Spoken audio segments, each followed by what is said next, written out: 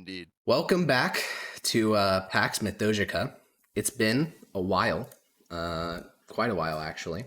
So I'm going to give a little bit lengthier of a recap than usual. I'm also not going to rely on you guys to do the recap because, again, it's been a little bit. So it's last time, before a month-long break, which is crazy that it was that long.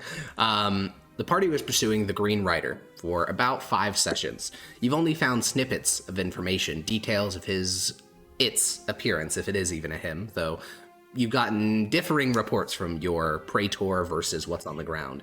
A series of seemingly disconnected incidents have not gotten you any closer to your ultimate goal of finding the Green Rider. The most recent of these leads, that relating to a young boy being turned into a giant, got you all to earn a rest, primarily because the Master of Judges wasn't exactly sure what to do with you. A lot of these incidents don't seem to be directly connected, and he's having a hard time filtering between what is Green Rider related and what is just a problem facing Transpontar Solaria. So during this rest, 2 of your number, Zednius and Corvus, went east behind enemy lines to the city of Dolno. There, in a single day, they stole a fortune, $36 million, for Corvus's strange associates and Zednius's old contact, Bogdi. Before we go in, I just want to remind Corvus and Zednius some of the things that you learned during that mission, because it's kind of hard to remember, like, what did I know, what did my character know? So Zednius, you know that Bogdi and Corvus have some sort of relationship, and that Corvus Bogdi basically threatened your life. I mean, he never said those words, but he basically did. And then he and 2 of his associates traveled to a place called Fort Bortul. That may be relevant in the future, so I'm just reminding you. And then you haven't seen them since. I also know a little bit more because Hagal was privating in one of the conversations. That is true, about, yeah. What group they're with. Yeah. Then Corvus, this was let out at the end of the last session, but it's worth reminding. This is out of character, since this is going on in Corvus's head, but Corvus, as a member of the Sons of the Republic, you managed to earn more money for your organization than probably any other revolutionary act has in decades, if ever. And that will likely, when you get a chance to meet with the various heads of the cells of your organization, be a big boon for you. It's big. It's going to be a big impact in your career within the Sons of the Republic. But you're pretty sure that your trust with Zednius is permanently shattered, and he may suspect you of something. And most importantly, at the very end of the session, the character that Blake was playing told you that Zednius kept something on his person from within the vault. You don't know what it was, just something that Zednius sort of... You told him it was a ring, no? That was not the thing that I'm referring to. It was also, I think there was also a ring, but there was a second thing that he also pocketed, he has. So that we're kind of picking up there. Klutz, Zednius, and Corvus are riding to Nasius. At Nasius, they split up because Klutz wants nothing to do with the insanity that is this party of judges. Doesn't want to get fucking murdered. And Zednius and Corvus, the 2 of you, ride into the city. Is there any conversation that goes on, or is it largely a silent ride, much like the ride to Nasius in the first place?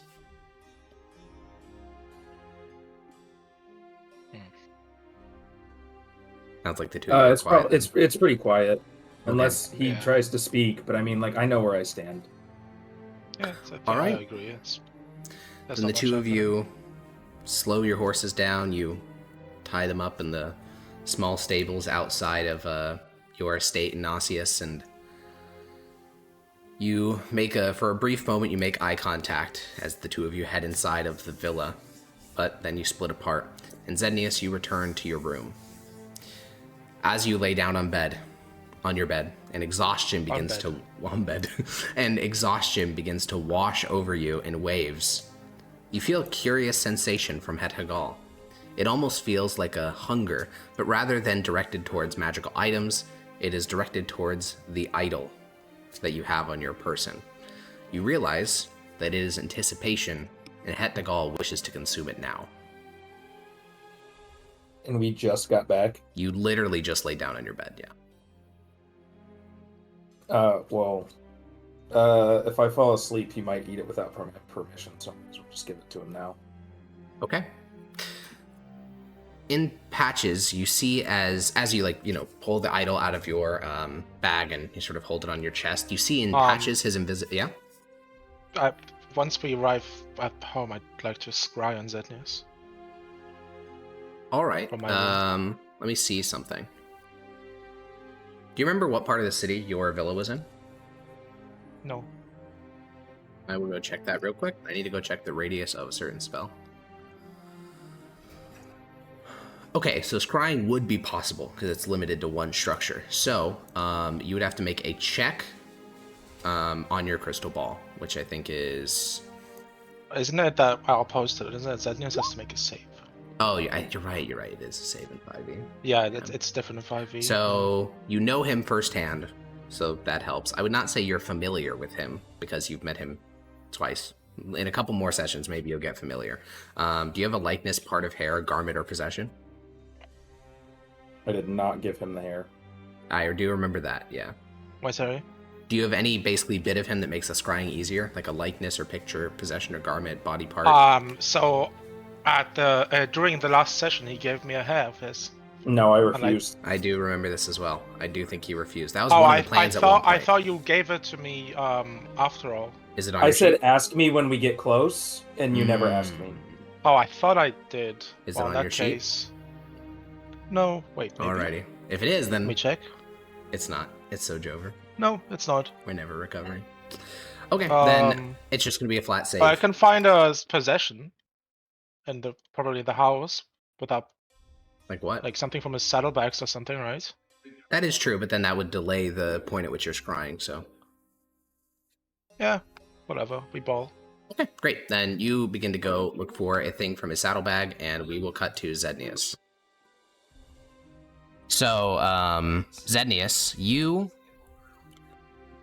take the idol from your bag and put it on your chest, and you watch as the invisibility of Het Hagal begins to slip away. You see the skinny limbs extending from the central mass and the featureless, inky skin with only a single eye. The two little vestigial wings of Het Hagal flap in excitement. And then with a tentative step of a skinny leg, Het Hagal approaches the idol. And then, in a similar motion to how a mother hen sort of sits on an egg, Het Hagal just falls on the idol. And for a moment, nothing happens. And then you feel a range of emotions from Het Hagal: joy, rage, indignation, and then a touch of love and affection, and then Het Hagal just completely disappears off your chest, and you feel your connection to him disappear. Okay. And the idol is gone as well? Yep, it's gone as well. Okay. So this, so far, sounds like it's the plan. It's a little scary, but... So if I try to, like, press the digitation, nothing happens. I'm done for with magic for right now? Correct. Okay. Oh, a little bit later, make a wisdom saving throw as Corvus scries on you. What's the spell save DC, Echo? 19. Without any modifiers. And the sensor, yeah, it's invisible. Okay, cool. Then you can look in on Zednius. Zednius, how would you describe yourself? I'm sleeping now. You said I was really tired beforehand. Oh, yeah. This is over, I'm sleeping. Okay, well then, Corvus, with the limited view of the sensor, you see a bundled up and allegedly sleeping Zednius. Allegedly. Do I see anything on his room that looks like something I'm not familiar with at all? Something that looks odd? I don't think anything would immediately stand out. Obviously, he's taken off his gear, so there's like, the mithril shield and breastplate, and then like a backpack nearby, and like the judge's badge. But I think anything that he would have taken would likely be either now gone or concealed. Yeah, in that case, I don't think there's much else. Alrighty. After I see that he's sleeping, and I observe him for like a minute just to see if he's really sleeping, but I presume he is, I'll just cancel the spell. Okay. You cancel the scrying and return to your bed. And Zednius, after you go to bed, you feel wretched. Your hand instinctively reaches over your chest to touch Hetegal, but he's not there, and it is only after fitfully rolling around that you can finally fall asleep. And shortly after going to bed, a dream starts. It's a nightmare that you've had time after time, Severus alone. And then the dream melts away, and you find yourself standing in a familiar place, a great city of black stone. It is familiar to you as the streets of Gnossius that you wandered as a boy. Alvun Gardum. The great central spire shines with golden light. The chains which enwrap that tower are cracked now, not nearly as solid as they were when you last spotted them. And then you spot movement on the same street as you. A shadowy wisp, completely see-through, moves, and you realize soon that the city is abuzz with movement. Nothing solid, only old ghosts which seem to haunt every street of this city. Then your attention is pulled away from these specters by a flash of golden light from the central tower. A voice booms throughout the city, as if spoken from 1,000 throats and yet at the same time whispered right beside your ear. Reward. It sounds similar to Hetegal, but something far greater.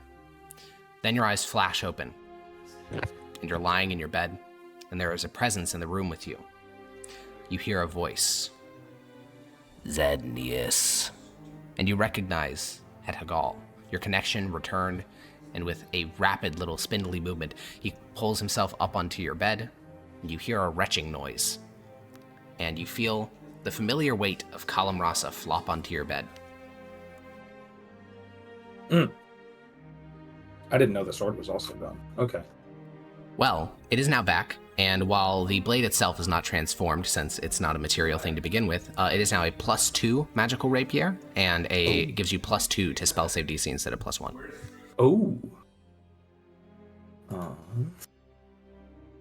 Right back. Hetegal, much like usual, like at first, the moment he comes back, he will say to you, "Well done. Tell Corel. Pleased." But slowly, the pain of being here seems to catch up to him, and whatever grand speech he seems to have prepared to say to you just sort of mumbles away. Okay.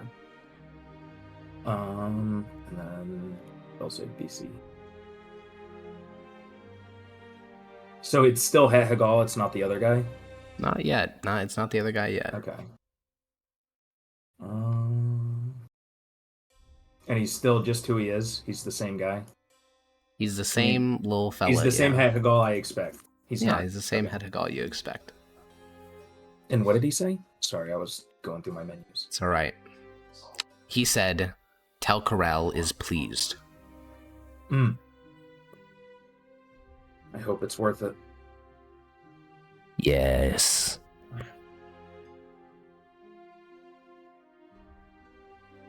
What time is it? Is it the morning? Very late. It's probably like 3 or 4 in the morning. Late.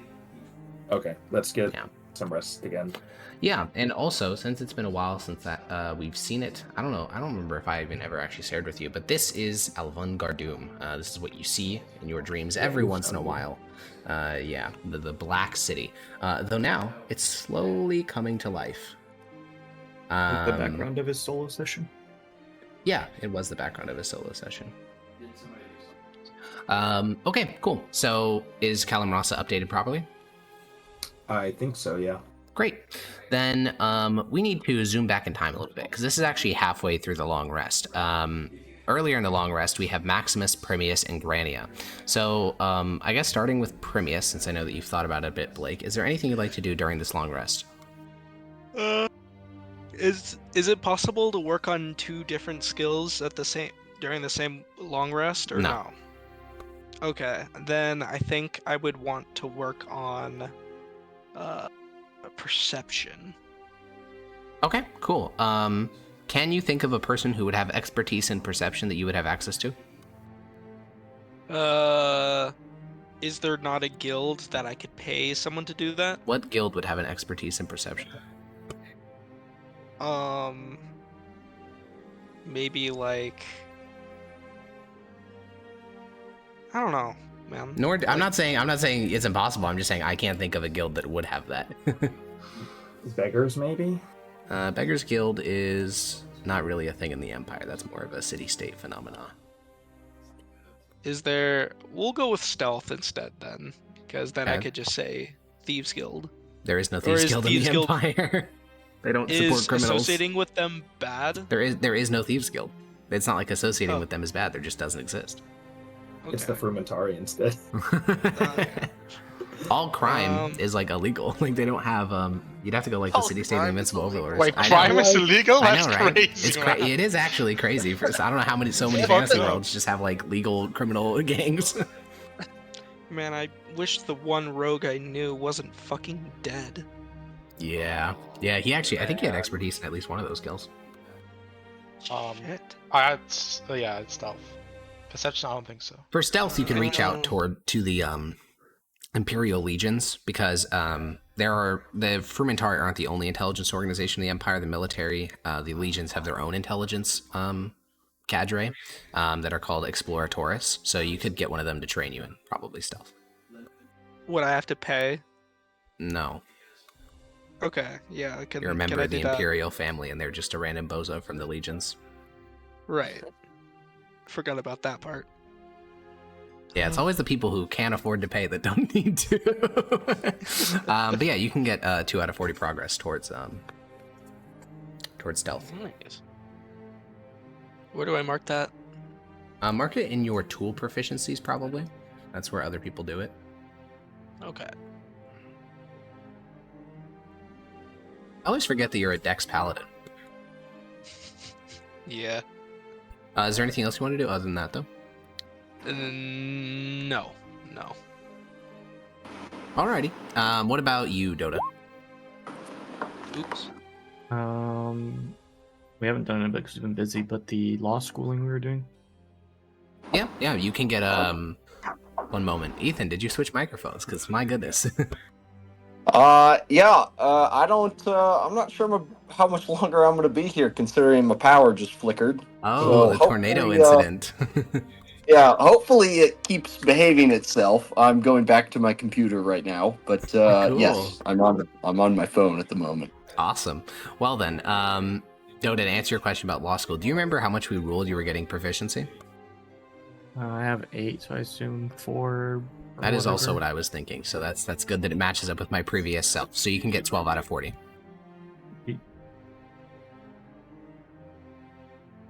And do you have any questions about Imperial law or anything like that? You can also just ask them if you think of them in the future, but I always like to use that opportunity to yap a little bit if you wanted anything. Wait, she's trying to yap, stop. Like at It's the not moment allowed. now. No. Alrighty, no, that's fine. Cool. Well, since Ethan's having power problems, Back. oh, welcome back. Is there anything you'd like to do over the week? Yeah, I think I was just doing the exact same thing Granny was doing. Oh, Imperial law stuff? Yep. Now, I don't recall, did you do this previously? Yeah, I have 8 out of 40 on it.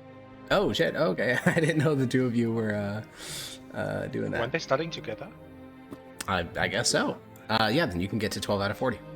Alright, and she was also teaching me sign language.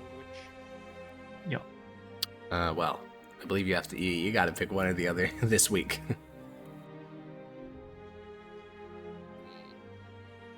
We'll do history. History? Alrighty, sounds good. And then Zednius and Corvus, the two of you guys get back on the 15th, so you're not going to have time to train a full proficiency. You have 4 days, but I would like to give you, and you're also not going to get a long rest, but you could have the chance to do something in those 4 days if you wish. Do I get my arcane recovery within those 4 days? That's a great question. What date do you get back on? I believe we said Monday was the wizard day. Let me pull up my ye old calendar to see what Monday would be. Yeah, you get it back on the 16th, so you get 1 arcane recovery. Huge. Where would I go? Is there a place you can go to get stuff identified? Yeah, the Department of Magic. Magically? Okay. And are they gonna, if I do that, are they just gonna take it? Or Well, Wow. considering our rule Yeah. rule says we have to give it up. Yeah, the answer is it depends if this clerk looks into that file to know if you're supposed to be doing that. It's kind of a coin flip as to whether they do their due diligence. Okay, I'm just gonna hold it for now. You know, no one. I guess Severus was the. Yeah. Severus was the identifier guy. Yeah, Corvus could, but he doesn't trust Corvus, so. Yeah. Sag. Oh wait, Corvus, do you want to identify anything? I know. I think you yoinked some stuff as well, right? All I got was a +1 spear. That was very clearly a +1 spear, I believe. Oh, unfortunate. Okay. Well then, that is what it sounds like. That's what everyone wants to do during their long rest. Any equipment we need purchasing? Are we good for travels to the plains? Let's see here. Yes, sir. What? I'm not good. Never mind. Okay, so sounds like we're good on that front then. Well then, there is one thing that's going to happen during the rest. It's going to happen the day before the long rest ends, and it's going to involve Premius. So Premius, you're chilling in the judge's estate as you do. You know how it be, and you are going to receive an invite to the home of Proconsul Cato. Remind me who Cato is? That's the head of judges? You got there. I didn't even need to say anything. He's nobody. Okay. Yeah, I mean, yeah. I'll go. Okay. Now, do you have fine clothes or any do you have the things required to attend a formal dinner, or is this going to be a little shopping spree? Let's see. No, I'm wearing common clothes. And Broke we've never and poor. Yeah. And I only have 1 gold piece to my name at the current moment. Wow. You hate to see it. Well, Gas, bitch. yeah. Hopefully, I have a bank account or something. You do. But are you really going to withdraw it just for this guy? I mean, you could always just go in full plate armor. That's more expensive than any fine clothes. Get plate armor just for this occasion. Wait, I thought you already had plate fuck. No, I'm a Dutch Like paladin. breastplates. I always forget that, and I always forget. In my head, you're just like soy Rixion. Oh, man. That's exactly what he is. Oh. Let's see. Yeah, I think. How I you don't rolling know. up to What the would function? Now, this is the royal family question. How do I pull up to the function? There's so many different ways. There really is, and it's a proconsul, so you have to factor that into your decision making as well. The proconsul is above me in rank, right? Above what? Way above. Like above a judge in rank. It's literally the first position above judge, so it is above, but I wouldn't say way above. It's like it's the next rank I up thought it was above a way judge. Okay, I'm not trying to flex on him. I think just showing up traditionally in fine clothes would suffice. Okay, so we're making our way to the Department of Coin to pull out some money from the family trust fund to buy some fine clothes. Am I allowed to do this? Yeah. Okay, then yeah. Alrighty, you make your way to the Department of Coin in Nauseous. It is a, let's say, shabby place a little bit, run down by the types of people who frequent it. You are able to skip most of the line since you know what your account balance is, and there's a special line for people with an account balance above 10,000 gold. You immediately find yourself meeting with the clerk. She's a little bit more chipper and happy than those in the other lines, and the moment that you get in line, she gives you a broad smile and looks at your judge's badge and says, "Hello, sir. How can I help you today?" I'm here to withdraw some coin. Well, if you could just identify yourself and which clan you belong to. Primus, Cosius, Tiberius, Perusian, Verusian. I see. Well, I'll go consult our records. Are you withdrawing from a personal account, a clan account, or a family account? Clan account, right? It would be a trust fund. Yeah, your personal account has 1 gold in it, which is, basically it's empty. But yeah, your family and clan both have. Family would be your immediate family, your father, things like that. Clan would be the whole of Clan Perusian. So I believe just like family account.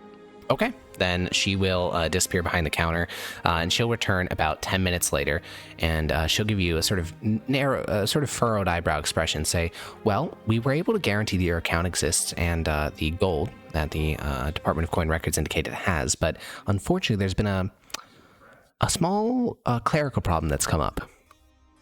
Oh. Well, are you familiar with the Edict of Patricia signed into law by the Emperor a couple of months ago? I'll raise my eyebrow and shake my head. Well, it had to do with the restructuring of the Department of Faith and some other organizations. As a judge, you may be familiar with it. I believe it switched your jurisdiction from faith to civility. Apparently, there was an additional clause added into it that all members of the imperial family would be cut off from imperial funds until they had a personal petition with the Emperor to explain why they are valuable. And in your account history, it does not seem to... Well, it doesn't seem like you've had that meeting. Well, have to set that up then. Unfortunately, I can't help you with that, sir, but once you get that flag added to your account, we'll be more than happy to give you access to the Perusian funds. Alright. And this also means I do not have access to clan funds as well? Yes, clan, family, and personal if you had any.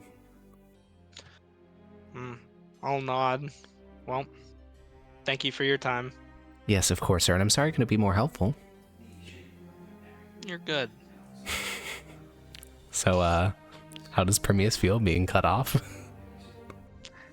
Well, I don't know. He's kind of been like walking around in like warfare for a while now, so I don't think not having not using his money is a huge difference to him.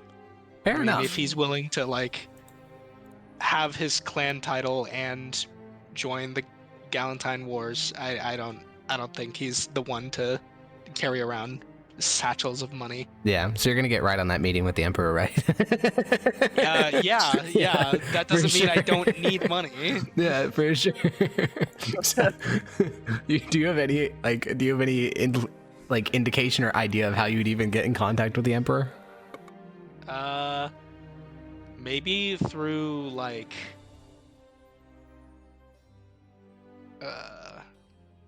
prayer. How did I meet him when I became a judge? That the judge ceremonies there's a couple of them a year, and basically you're just led into the throne room of the Emperor. He gives you basically someone does a long speech and then he just plants the judge's badge in your chest and then it's done. Okay. Mayhaps I'd go to the Department of Faith or like a church and be like, yo, channel that motherfucker. Or something, or like I'd meditate and be like, yo, I need a meeting, please let me explain why I'm useful. How does Primeus feel that his distant relative, probably like second or third cousin, he also thinks is God? How does Primeus think that his second cousin is how does God? he feel about that? Yeah. I mean, like, probably pretty neutral. Does it make him any less divine because he's related to you? No. Okay. All right. Okay. I was just seeing if any of Primeus's internal thoughts were heretical. I'm glad that we cleared that up. Alrighty. So your method of contacting your own family member is going to be religious prayer to him because you think he's God? Yes. Okay. Cool. You, which type of church would you make your way to? There, here in the city, the two more popular sects are the Orthodox, the mainstream, and then the Mystics. Those are the two sects popular here in the city. In a past thing, we decided that I decided that Primeus was Orthodox. And that makes sense, yeah. Okay, you make your way to an Orthodox shrine. The priest there, seeing a paladin and a judge enter, doesn't feel the need to explain to you anything, so he just lets you approach the altar on your own. And you see there the god of man, a golden statue, a burning brazier, your second cousin, Aurelian Invicta Soul. Is there any somatic components that are normal to a prayer? Yeah, the for most Aurelian traditional Soul. method, because it is a flame-centered religion of sending a message to the gods, or God, in this case, God, would be to burn whatever your offering is, and then speak your prayer, and it's believed to travel up with the smoke. What do I have that would be a just offering?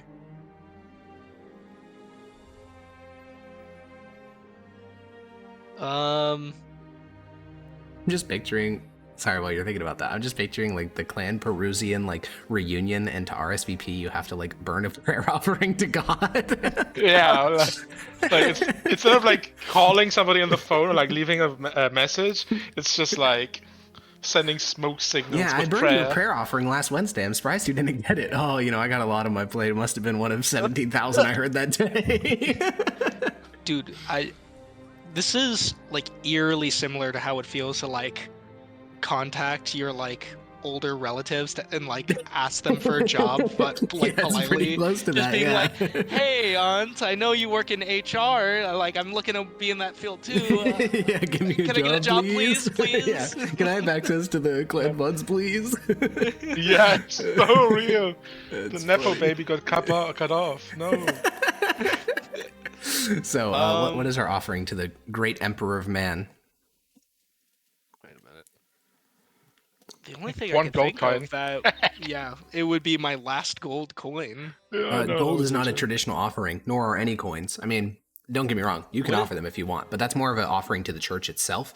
Things that burn would be a more traditional offering. Because Just anything that burns. Yeah, because it needs to turn into smoke and go up to heaven. It makes quite a lot of sense if you think about it.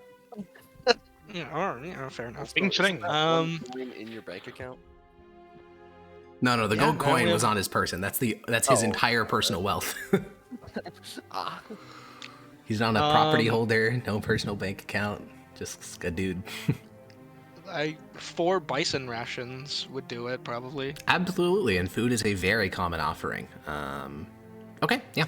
You place probably just one. I mean, 8 pounds of food, that's a lot to burn up. Take a while. Well, I love them. Okay, you put all 4 of the bison rations into the fire. They smolder and crisp and blacken and char, and then eventually most of it turns to smoke and travels up. And what is the prayer you send along with them? Yo, what's up? What's saw, dude? How's it hanging, man? Probably something along the lines of what is it? Contacted by oh, dude, I just woke up. This is hard, man. That's the message, actually. Yeah, that's the Wait, no. true Primius Emergent. He just slept for a week, and this is his first message he's This sending. is like a classic sending moment where you're like, oh fuck, Yeah, I did all the process of this sending has a message. word Now what's the limit? message? Shit, I forgot. Aurelian Soul just gets a message like, "Oh man, I'm really tired." Oh man. But probably like because of the clause added to I would strongly recommend trying to do like 1, maybe 2 words.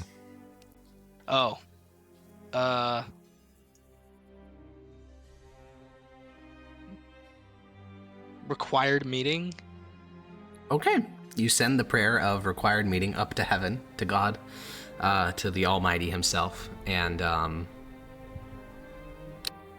in the immediate term, you get no response. Oh, you don't even get to roll a d100? No. Well, do these things normally happen instantly, or do they normally happen when he gets to The it? only types of prayers you found that get immediate resolution are the ones that you channel as a cleric.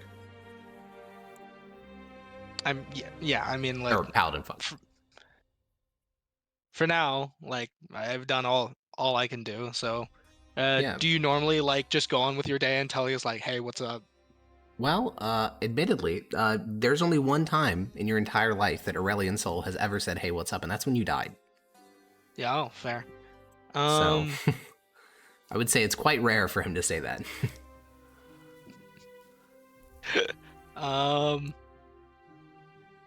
I guess I'll look to the cleric who's probably standing in the corner. Yeah. There's not a lot of people here, early in the morning in a city of heathens and heretics. So he'll walk over to you as you stand near the central brazier.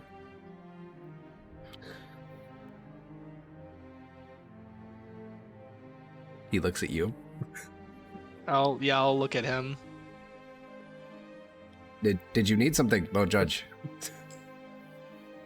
I'll shake my head. That's between me and the eternal flame. Oh, yes, of course. He'll withdraw. What the fuck was that, Blake? I don't know if I should be Awkward, sharing socially awkward moment. like my second cousin needs me to like meet him because of the edict he put out. So It's not that. It's you walked It's up. that you like, looked at the stared guy, this yeah. guy, and then he was like, "Hey, do you need anything?" And you were like, "No, that's my own personal business. It's the Go fact- yeah, away." it's the fact that you looked at him for like several seconds. Oh man. My Okay. business is my own. All right, Primus, you leave the Oh, you leave It's the a shitting shrine. man. And in the immediate term, what's our solution for the dinner tonight?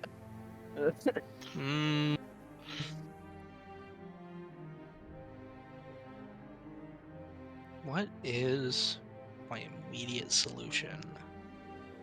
Beg for me. Do I have access to like getting some like fitted plate armor? Fitted plate? No. That would take days, maybe weeks to get like a existing piece of armor fitted to you, and then to get something built from scratch would take months to years. Probably what is it? How much does fine clothes cost? About 20 gold for someone of your Cool. stature. Well, Erm. then I guess I'll just clean myself and my armor and common clothes as much as humanly possible, and I'll Okay, attend. you go back to the villa, and as everyone's beginning their day, Maximus and Granny over in the corner doing law lessons. Zednius is shooting suspicious glances at Corvus while Corvus stares into his orb, pondering it. And you are desperately attempting to make armor that has been used on 3 separate campaigns not look like it's been used on 3 separate campaigns. It is not proving successful. There are like cut marks and nicks and damage marks, and when you get to your common clothes, there are like actual holes in this that you haven't even noticed before because you're always busy traveling on the road, and your socks are tattered, and yeah, this is... Who the fuck sends an invite of like, hey, yeah, like dinner tonight? That's an insane mold. That's an insane mold. I take that back. Now that I say it out loud, that's insane. I was sitting here like, man, I wish he gave me like more than 8 hours notice. to get him. But that's what I've done to like my friends my entire life. Yeah, exactly. That's like the most normal thing you can man. imagine. I've Alrighty. never in my life have I ever been like, hey, you want to get dinner next week? Well, I don't think many Am I people... weird for usually doing that? Yeah. I mean, Even it's with not friends? that weird, but day of is also not weird. But yeah, Zednius and Corvus and Granny, I think that none of them would really notice this, like, the increasing panic as you try to make this leather armor look good. But Maximus, out of the corner of your eye, you've seen this. You always see it before inspection day, when people are getting on their parade uniform to meet with the commandant of their centurion or something similar. You see the panic in their eyes as they're like, oh god, there's a crease, oh god. And he's you can see that Primus is having a very similar experience at the moment. I'll excuse myself from Granny momentarily and walk up to him. What you doing there, Primus?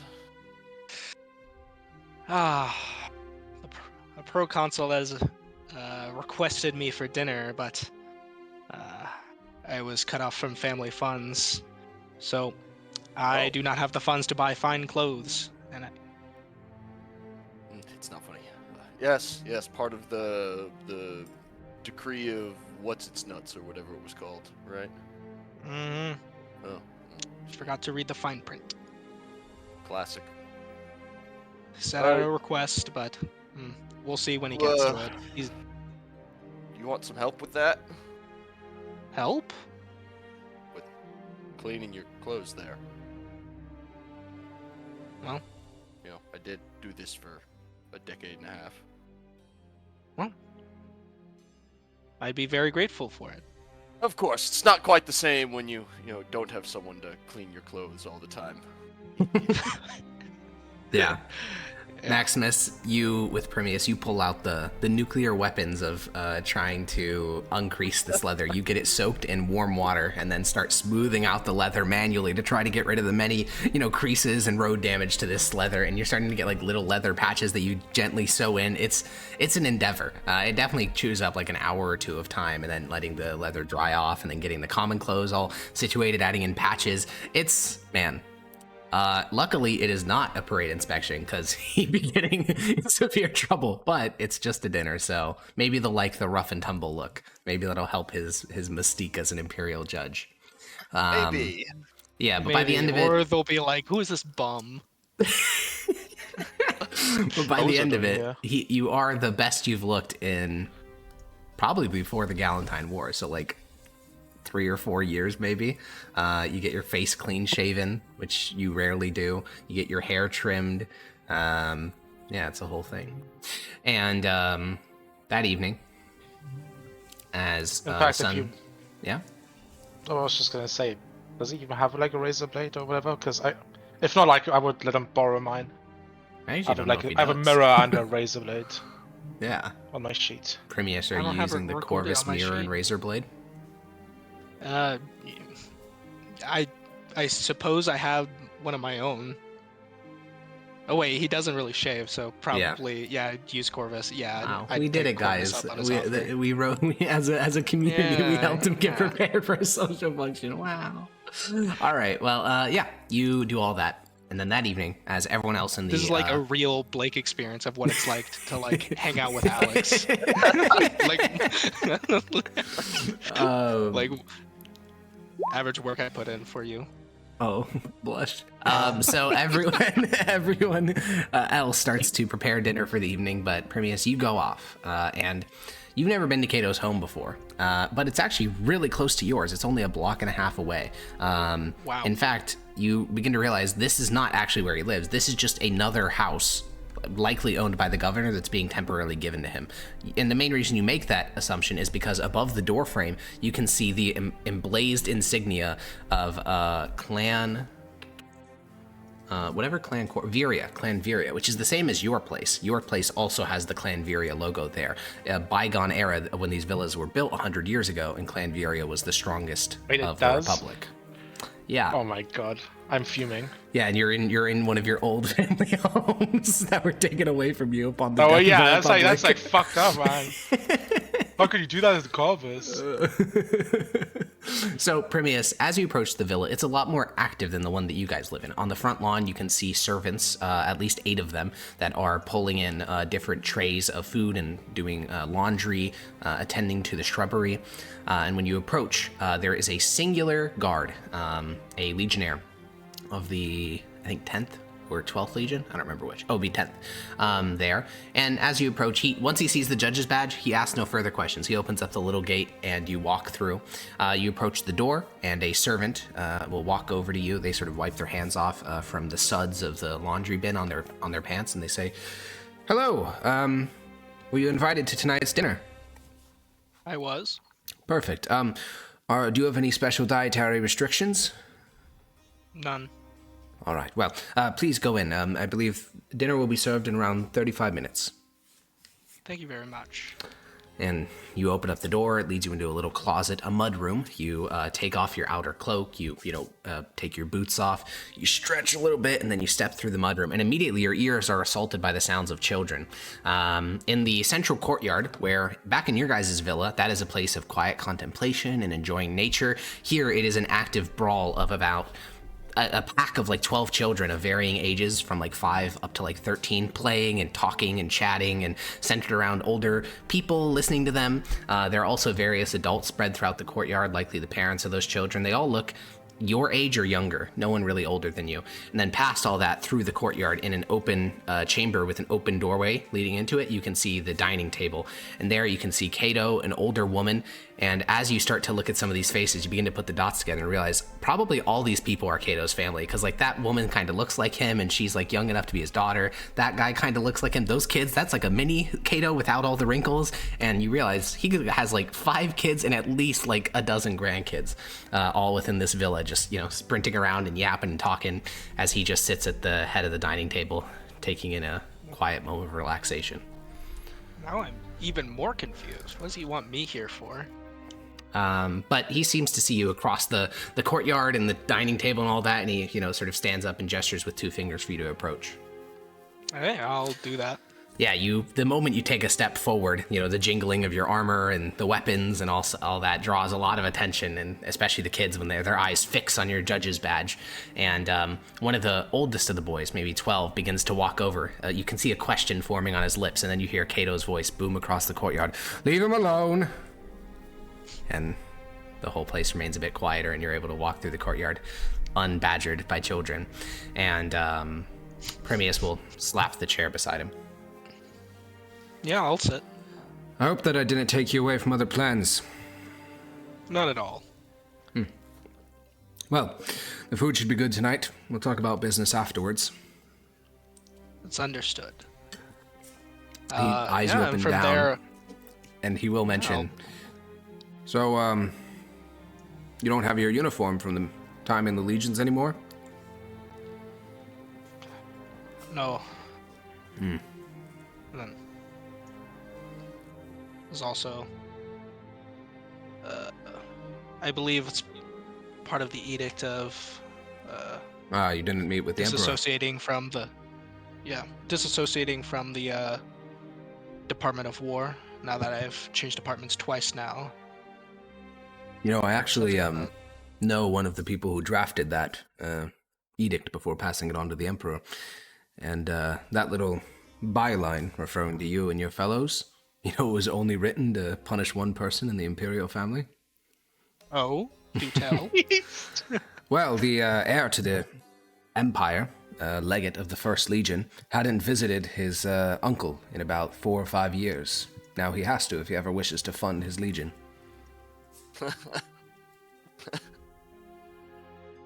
It serves him right. He chuckles and says, I don't envy those of you in the Imperial family. I can't imagine the strange interplay of having a man be both my relative who wants to spend time with me, my emperor, and my god. Not that hard once you wrap your head around that he is foremost and always a god.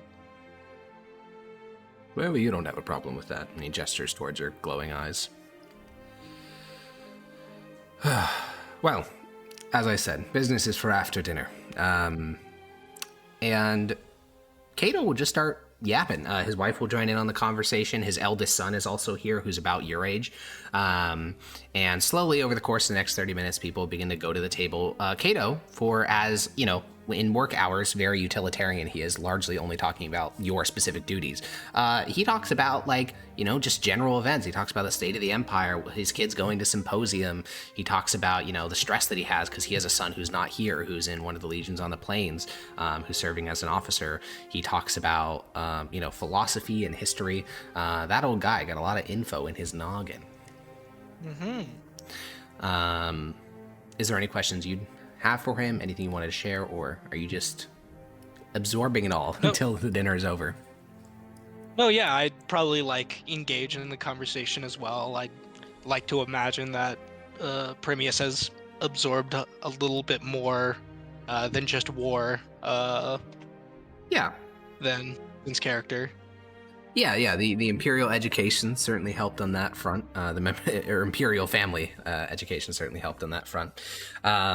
And yeah, you're able to, you don't know quite as many pieces of history as he does. He starts talking about the fall of the Attilian culture to the Regenan Republic, and you're like, I don't even know what the fuck any of that's about, but you think it matches Imperial history. You're getting to the point where he's starting to talk about shit that's like, 300, 400 years ago. You don't even know what like the official imperial position is on a lot of that history. So you're just like, yeah, whatever you said's probably right. But at about halfway through the dinner, all the kids, well, most of the kids, some of the older ones are like, I'm going to stay up. And then they are about to fall asleep like 5 minutes later. So they're sent off. And then the parents go with them, leaving basically just you, two of Cato's children and his wife. And then the wife goes off. And as, people fade and the conversation sort of languishes, eventually it really is just you and Cato. Despite being old as shit, at least 60, maybe older, maybe 70. You don't know. He hasn't said, and it's hard to tell because of all the wrinkles on his face and the bald head. He's still got a lot of energy, and once it's just you and him, he'll look over and say, "Well, what I wanted to discuss doesn't actually. It's not so much official business, which is why I did it so." Well, here. I suppose I wanted to express a feeling to you, and see where you were at on it. Mm-hmm. I'm deeply worried for the future of the Empire. Yesterday, I completed my interviews with the last of the Imperial judges. I met every single one now, all those that we believe to be alive anyways. And, the stock that was chosen by the Emperor leaves me somewhat shaken. It seems as if 1 and 2 of these judges have loyalties in places other than the Empire, to secret societies or organizations or accusations or foreign powers, or they're born outside, or they're loyal to their church, the Hellions especially. It seems as if the idea of civic duty to one's nation has fallen to the wayside in the current crop of judges. Hello? Yeah? I'm sorry, you just cut off. It seems as Oh. and then nothing happens. Oh, did that Bit of apply a for personal everyone? attack there. What, was I it heard just it for you, before. Hecko? Or Yeah, wait, did just other me. people hear it as well? Nope. Oh. So do I need to repeat that? No, we did. Oh, you all did hear it except for Hecko. Okay, it's his internet L. Okay. And Cato will continue, and he'll say, and I feel this buzz in the air. People don't say it, but I think they want peace with the dragon. I hear people say blasphemies against the Emperor with ease. And there are those who say that they wish to give the reins of power towards secretive and violent men. I don't wish to make any Premises, particular accusations, of course. I don't have the evidence, and as a man of law, you don't pull people's names at the public forum unless you have a case to back it up, but I would like you to stay on alert. I'm not some shadowy inquisitor who's going to take people to dark basements and torture confessions out of them, but I am a believer in the righteousness of the Empire and its laws, and if that law is taken to its conclusion, we'll be in a better place for it. So, if you hear anyone say anything, simply note it down. You don't need to tell me immediately, but if one amongst your group is fomenting hostility against the Empire, that is my duty to deal with as Master of Judges, and your only duty is to assist me in building a case. It was understood. And it's not just the obvious crimes, but again, it worries me how many judges seem to have loyalties other than the Empire. Even patrons and such things. Fathers, even. Either way, just, again, I don't expect you to deal with this yourself. It's not your duty. Just note down any circumstances that come up. Understood. And, I'll admit, I'm not very important in the Imperial Court. I haven't been back to Mythos in many, many years, but I do have some friends in the Department of Civility who I could reach out towards. They could get you a meeting with the Emperor in a couple of years. In a couple. That's probably like incredibly quick, isn't it? Yeah, of course, most people will never meet him in their entire life. Well, at the pace I'm going, I'll take you up on that. Alrighty, well, I'll reach out. There will likely be large numbers of fees included. The Empire's a corrupt place these days. Without coins to grease the proper pockets, it's hard to get anywhere. Mm-hmm. So Wow. the process to get a meeting to get all of his money is going to require a bunch of money. Yep. Nice. Efficient. Yep. Kato will give a nod to you and say, "Well, I suppose those are the main things I wish to discuss. Oh, there's also you don't have any connections to the 10th Legion, right?" I believe mine is to the 7th? Yeah, 7th. No, I worked for the 7th. Ah, good. There was an incident, but it's good to know that no one you knew was involved. Alrighty. Well, I think that's all. Hold on. Was my dad the leader of the 10th Legion? I don't know. That's something you need to check. Hold on.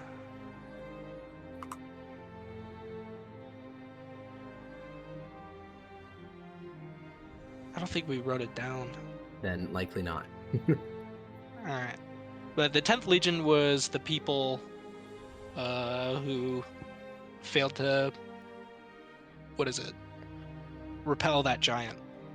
Yeah, was so the actually 10th kid. Legion is the auxiliary force placed here in Transpontar Solaria, and they have a small contingent in Donoslaski.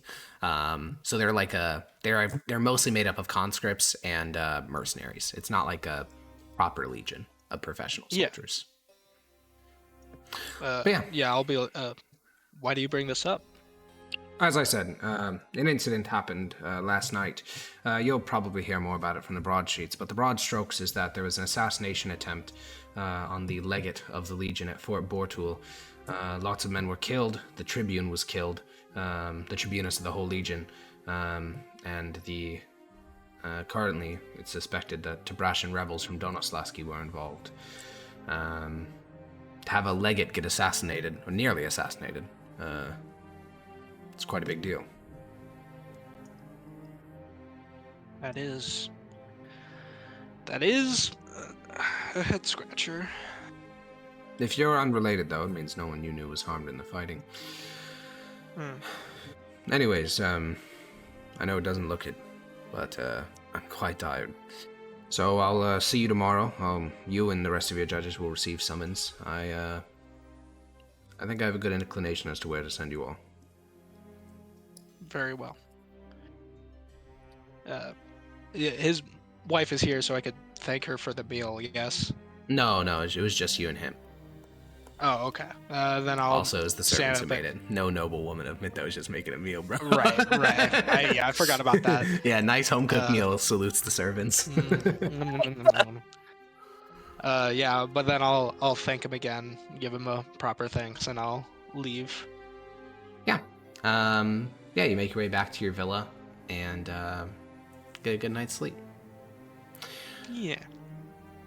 Sure enough, the next morning, the 19th of September, the full details of what took place in Fort Bortul begin to slip in. On the evening of... Yeah? Is that the one where Bogdi went? Yeah. Okay. On the evening of September 16th, the barracks of the Tribunus, which, as a reminder, the Tribunus is a rank in the Legion that is called the Eyes of the Emperor. Essentially, every Legion has a guy appointed to it specifically by the Emperor to make sure that they're not doing any weird shit. The only other Tribunus you guys have ever met was in the original arc of the campaign, the Southern Frontier, and the Tribunus there was a really creepy guy who worked with Tullius in arresting basically every other officer of the entire Legion on the Emperor's behalf. So that's what a Tribunus is. The Tribunus of the 10th Legion came under attack. Dozens of legionnaires were slain in the attack, and they all seemed to agree that there were only 3 people present. They struck down 8 legionnaires in less than 12 seconds, stabbed the Tribunus in the throat, and then began to flee the scene. The legate of the Legion was not directly targeted, but he did receive a projectile to the shoulder as he was pursuing the assailants. The identities of the 3 people were not discovered, but they were speaking in Tabrashan, and they were identified as having rural accents. So it is currently believed that these were assassins sent by Donoslaski. In response, the following day, so this is this morning, the governor of Transpontar Solaria, Augustus Bologna, announced the execution of 100 Tabrashan prisoners and said that any boyar from the plains, so their equivalent of like senators, their noblemen, that is captured in the next 100 days will be executed as well in retaliation for this assassination. So temperature's getting turned up a little bit on the plains. So yeah, that's the big news in Nasius on the 19th. Wow. Quite the news. Quite the news indeed. So that day, on around 10 a.m., all of you guys are going to receive your official summons to the Department of Civility building. However, rather than being called to the Master of Judge's office, you are called to a nearby room. It's basically like catty corner to where you guys normally go to meet with Cato. Go there. Yeah, you guys all suit up and armor up, and Corvus or Zenius, do you say or think anything related to the news? Keeping almost all to myself. Okay, Yeah. It stays in your cabeza, in your mind, in your dome, where no one can hear your thoughts. It's hopefully. never leaving. It's never leaving. Yeah, that's the shit where like you wait until you're in a lead box to talk about to keep you from getting spied on. You're gonna start wearing a fucking lead hat so no one can detect your thoughts. Tinfoil hat, actually. Yeah, Real. tinfoil. All right, so then you guys make your way to Cato's office, though not actually his office, a nearby office, but it's literally in the same hallway. 5 of you guys make your way in. Secretary immediately waves you inside, and this room is similar to Cato's main office. There's a map of the this time it's a map of the plains, though, instead of Transpontar Solaria. And there's only 2 people in here. There's Cato and a young man in his early 20s. And we're going to move to the world map. It's going to be relevant for this. Cato, as you know, each of you enter, as you all pile to the far side of the room, will say, Judges, I hope you enjoyed your week off. Nod. Oh, yes, it was quite relaxing. Good. Well, I'm sure up to this point, it hasn't been lost on you that we've made no progress towards finding this Green Rider. In fact, not to impede your abilities, but you've hardly discovered more about what the creature can even achieve and what it looks like. Therefore, while you were recovering from Ozemshi, I assigned an analyst provided to me by the Department of War to look into this issue. He's a very bright man, and I think it's worth hearing some of his analysis. And the old proconsul will sit down and gesture at a young man at his side. The young man will stand up and sort of puff out his chest. He's clean-shaven. He has hair that's so short that he's almost completely, like, bald. And he has a strong sort of jawline and brown eyes. Greetings, everyone. It's such an honor to be given the chance to present in front of lords and lady judge of the Empire. I must say, I've been reading the reports about what you've all been up to, and it's just been truly incredible work. Thank you. Yes. Go on. I'm sorry. I'm Dietrich Matani, part of the intelligence office within the Department of War. And I've made some observations based on reports granted to me by the Master of Judges here. I guess I'll just start with the map. So the Green Rider was first identified by Judge Janticia of the Department of Magic. Well, she was an Arcanist at the time, but then she was later promoted to Judge in December of 1279. At this point, 10 months ago. Judge Janticia kept aggressive notes on her hunt and informed the Master of Judges, the prior one to this here, Consul Lars Ignia, of what she was up to.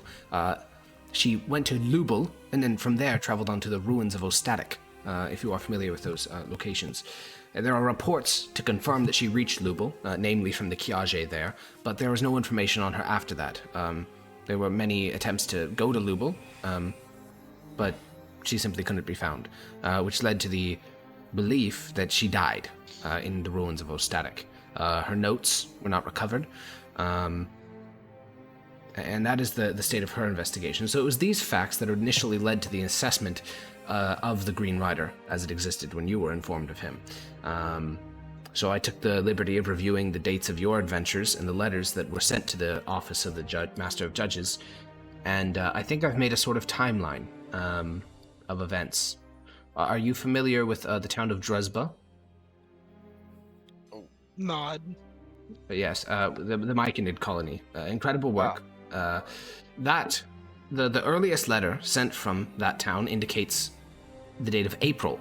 However, an older note that was discovered by legionnaires who were investigating the scene after your the incident that took place there with the fire, they found scraps of various documentation indicating that the initial visit by the Green Rider to this village may have happened as early as December. Next is the town of Ozemshi. The date there is very easy to pin down. The giant was first spotted on March 2nd. And then the last of your encounters, those with the living dead, was a lot harder. Obviously, where you found them, Karniski was not their origin point, but using details around the most famous of the corpses you slew, Captain Zelnich, we were able to pin them down to Marn Mound as their origin point. And so with this, the Lubel information, with Genticia and May, and then all of this, we can form a sort of line, you see, connecting these points. Something like this. Do you understand? He looks at you guys, then looks at the pro-consul. Randy definitely looks lost, but question, is that where the undead people, isn't that where we got those rusted badges from that I have, or is that from something else? Probably. Okay, Grania will have like an exclamation on her face and then pull them out. He'll look at those. He'll look at the rest of you. This is the mute, correct? Yes. Yes, although that's kind of rude to say. Oh, what's the proper term? Tongueless? We just call her Grania and just stick with that. Of course, late judge. What is this? She'll sign it's from the undead you were talking about. Oh, alrighty. She says it's from the undead. Okay. Well, either way, my analysis with these 4 data points seems to indicate that the current location of the Green Rider would be in the ruins of Ostatic as identified by Judge Genticia back in May. And he, a little bit breathlessly, sits down. And Cato looks at you all with a raised eyebrow. What if he... We're just going with he at this point. What if he just moved on? The analyst will stand up and say, yes, I've reviewed intelligence reports from within the Principality of Slasky, which is to the east of Ostatic, and while there could be things that our agents on the plains within the military office have simply not discovered, when our forces were present there en masse a little over 2 months ago, there was no indication of the types of phenomenon we'd expect from the presence of the Green Rider. So perhaps he's not specifically in Ostatic, but I do believe him to be in the disputed territories of the Ostatic Delta between Lubel and Slapatosk. Well, if there's nothing no leads for us to go off of, what's preventing us from exploring those ruins where that initial mage went missing? That would be the city of Lubel. Well, that's where we last had contact with her. We presume she went on to Ostatic, but we don't actually know. And Cato will hold up a finger and say, thank you, Senator Matani. That's all I'll need from you. You can head back to the War Office. And he'll nod and give each of you an individual bow, and then he'll go over to shake each of your hands as well. Grania will not shake his hand. Oh my god. He has never. I don't think Permeus would So- either. Oh my god, oh my god. It's So so just over. like stare at his hands like, I don't know what you want me to do here. Corvus, will you shake his hand? Yeah. Yay! So I'll do it in like a... I'll give him a very, like... I'll give him a look of superiority. Like, gives Yeah. him, like, clearly, like, you are beneath me. Yeah. Leave me. See, that seems fitting for him. So he'll shake your hand. Maximus, will you shake his hand? I'm gonna squish all of his hand bones together. Perfect. He'll wince but smile, and then he'll leave the room. I'll only break 2 fingers. You know, it's a respectable amount. Yeah, the classic, you know? And Kato will look at the chart, the little connections that this analyst has made. So, this is what we got so far. I'll admit, 4 data points isn't much of a good predictive line as to where he is now, but I have only one other lead to guide you on, and after that, I have nothing. So, current plan is, I'm going to send you in the direction of one final little thing to check in on. If it turns out to be nothing, or if it turns out to be something, either way, you're to head on to the city of Lubul and follow in the footsteps of Judge Genticia. I suspect that it will likely take you to Ostatic, well beyond the current remit of your current mandate, so I took the liberties of drawing you up a new judge's mandate. This completely overrides your previous one, and you should take it as your new gospel going forward. Oh.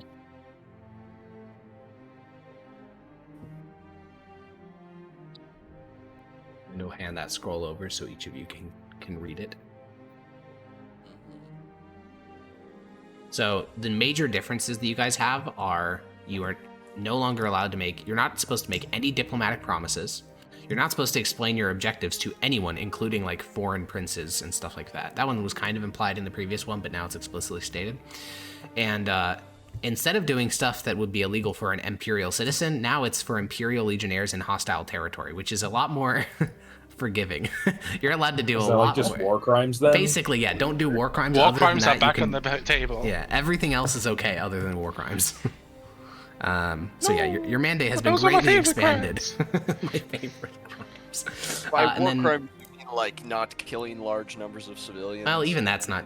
I mean, they were talking about the Mythosian Empire. It's mostly just don't harm Mythosian citizens that happen to be in enemy territory.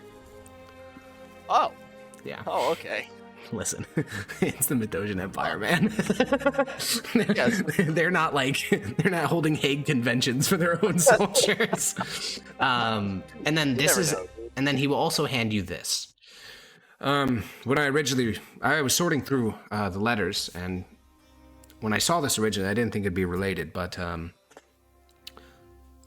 back in July, this community had been constantly sending letters for about 6 months, but back in July, they just stopped entirely.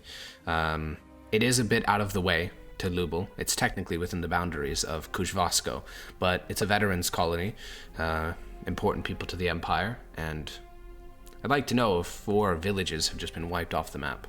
So you'd make your way down to Slupka, and then from there go to Lubul. Where is Slupka on the map?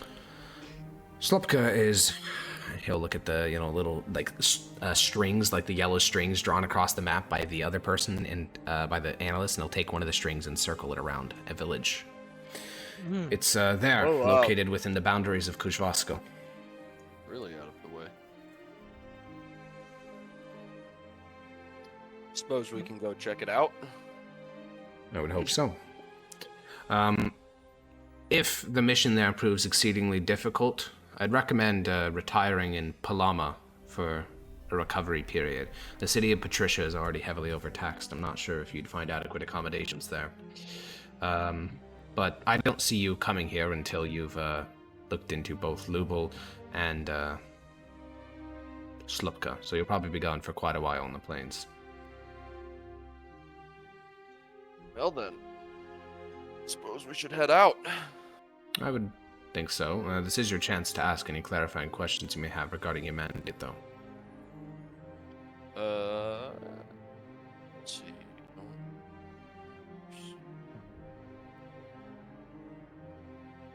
The mandate states that we're not allowed to reveal any information about our purpose to foreign dignitaries, princes, etc. How else would we, if we were about to be questioned, we just say we're in imperial business, and if they don't take it at face value, we try to escape? I'll admit, this is not my area of expertise. The Department of Civility is largely the ones involved with foreigners. Well, different branches of the Department of Civility. But my general understanding is that the Kyages of Lubelski and Kuzhvasko are deeply friendly with the Mythosian Empire. If you find yourselves arrested, you inform them that you're judges and they keep you detained, they'd be sparking a diplomatic incident and we'd have 50,000 men sitting in their Kuzhva, so I wouldn't worry too much about your own safety. And Alex Lubel is held by the bad people, right? Nope, it is not. Actually, we can. On the southern frontier, the front line's actually really easy. The north, up near Dolno, that shit gets complicated, but the southern frontier is actually super easy. It's literally just this river. I'm highlighting it now. The Batosk River. That is the border. East of that is Son of the Dragon. West of that is Imperial. So when we're going to the ruins, we're getting pretty close to the border. Yes, Ostatic has been disputed territory between the three principalities of Slasky, Kuzhvasko, and Lubelski for almost 150 years. It's likely you'll come across patrols and such. Also, if you encounter any Imperial civilians while in anywhere on the plains outside the Imperial borders, I expect you to treat them with full respect. Not to call out any particular former judges, but the seizure of property or such similar things of Imperial citizens will no longer be tolerated. Oddly familiar. Oh. No, yoinking horses, huh? No. Yeah, dude. I'll look Out at of character, something. like, watching that episode 1 was insane. That was made very no funny, sense dude. to I me. loved it. It was appalled. great. It was great. That was episode 1? That was insane. Oh. Dude, like, watching Ethan's, like, 30-minute speech about how, like, you're supposed to protect the Empire, and then Yoink. Peach immediately goes, is like, That this is was my property based. now. It And I was was so like, what the sick. fuck are you doing? It was so awesome. Yoink, I dude. like this horse. Yeah, dude, that was so base. Most Department of Faith thing of all time. Yeah. So then Cato will give a nod and say, well, I wish you the best of luck. You can reach me through correspondence. I'll make sure to reply as soon as possible. And pay for any shipping, so you simply need to send the letters. And that's all. You're dismissed. Alright. Let's hecking go. Yeah, I just look at him.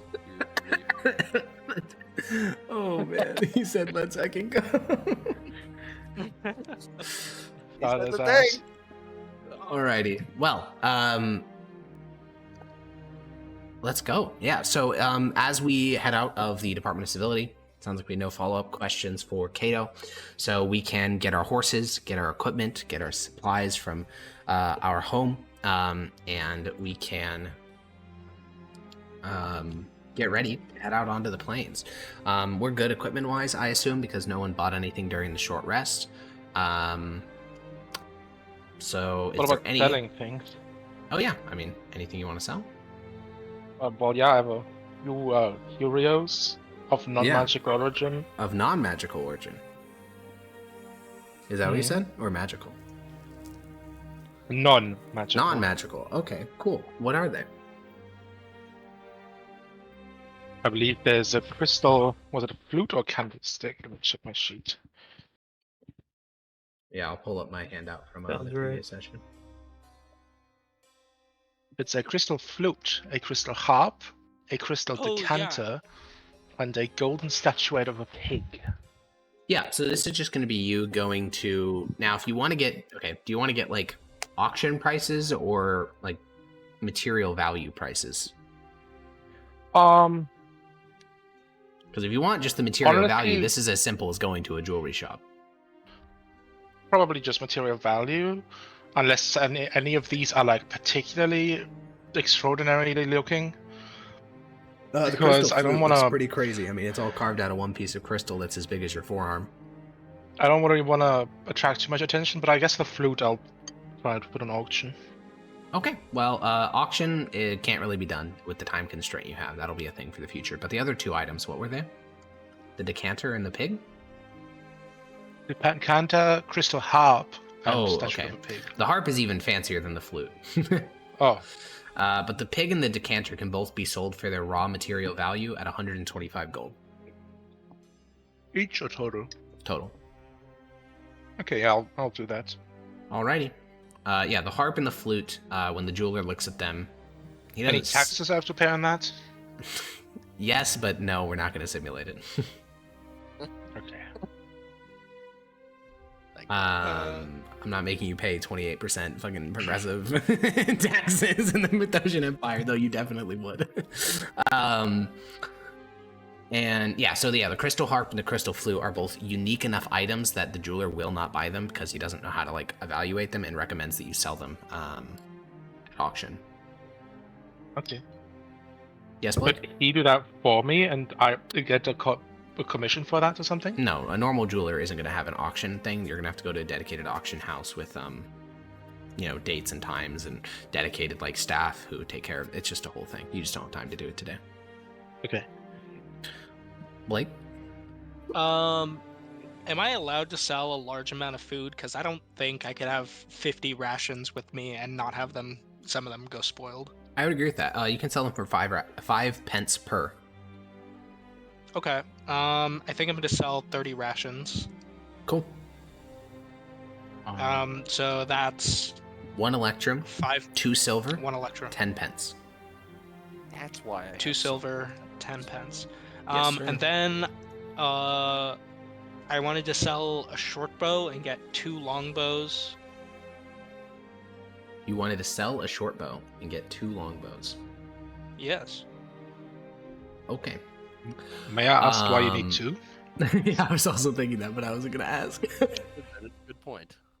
Yeah. I was just going to give 1 to Maximus. Yay. As a gift. Yeah, he already has Oh, one. he already has one. But you could get him a fancier one with your limited money. This is true. He always likes fancy things. Yeah, I'll get him a fancier one. Selling your short bow will get you 20 pence. Nice. And the first longbow, the one for yourself, will cost you 600 pence. So that's how much? 6 electrum, 0.6 gold. Yeah, I'll just split a gold. Fuck. That, I was trying to avoid that. That's no. Because if you split the gold, remember it's minus 20%, so you're only gonna have 2 electrum left over. Yeah. Okay. And all I'm right. not So, gonna have enough for the. yeah, remove your gold and add 2 electrum. And a fancy longbow would likely cost in the realm of 5 to 25 gold, depending on how much adornment you want in it. I don't even have that. Fuck. How am I the poorest out of every fucking person on this team? We talked about it earlier.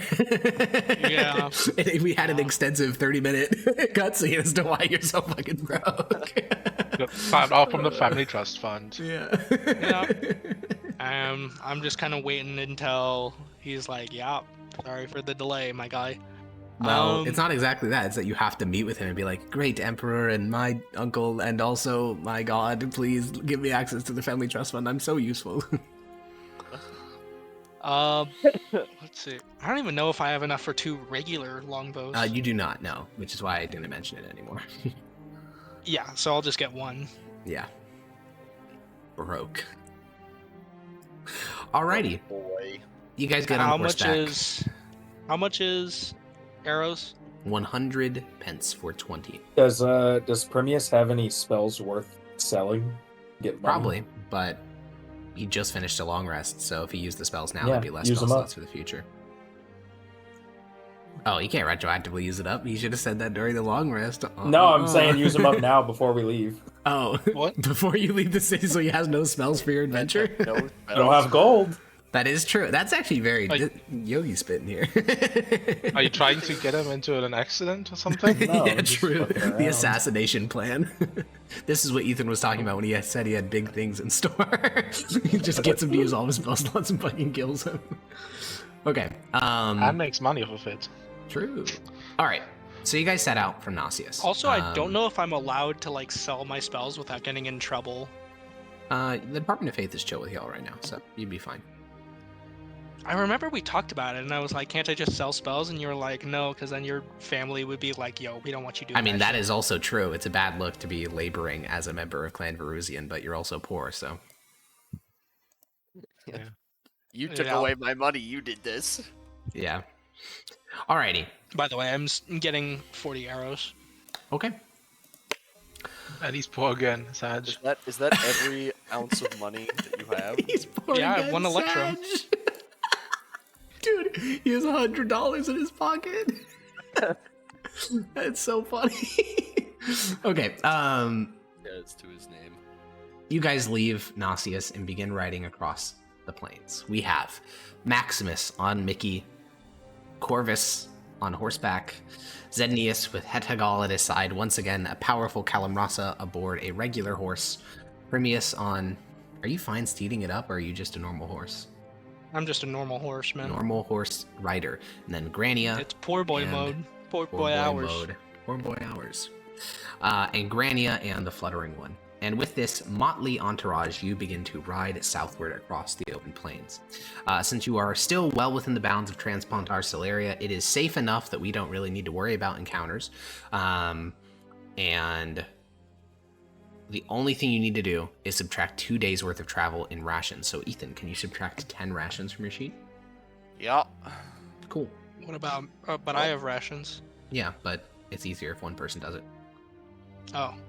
Okay. Additionally, on the second day, you guys enter the grasslands surrounding the city of Patricia, and as you pass through your very first village in this grasslandy area, as the plains of the Tibrasian plains transition to grasslands with light woods, you stop by a village, get some breakfast on the second day, and you guys hear news from the plains.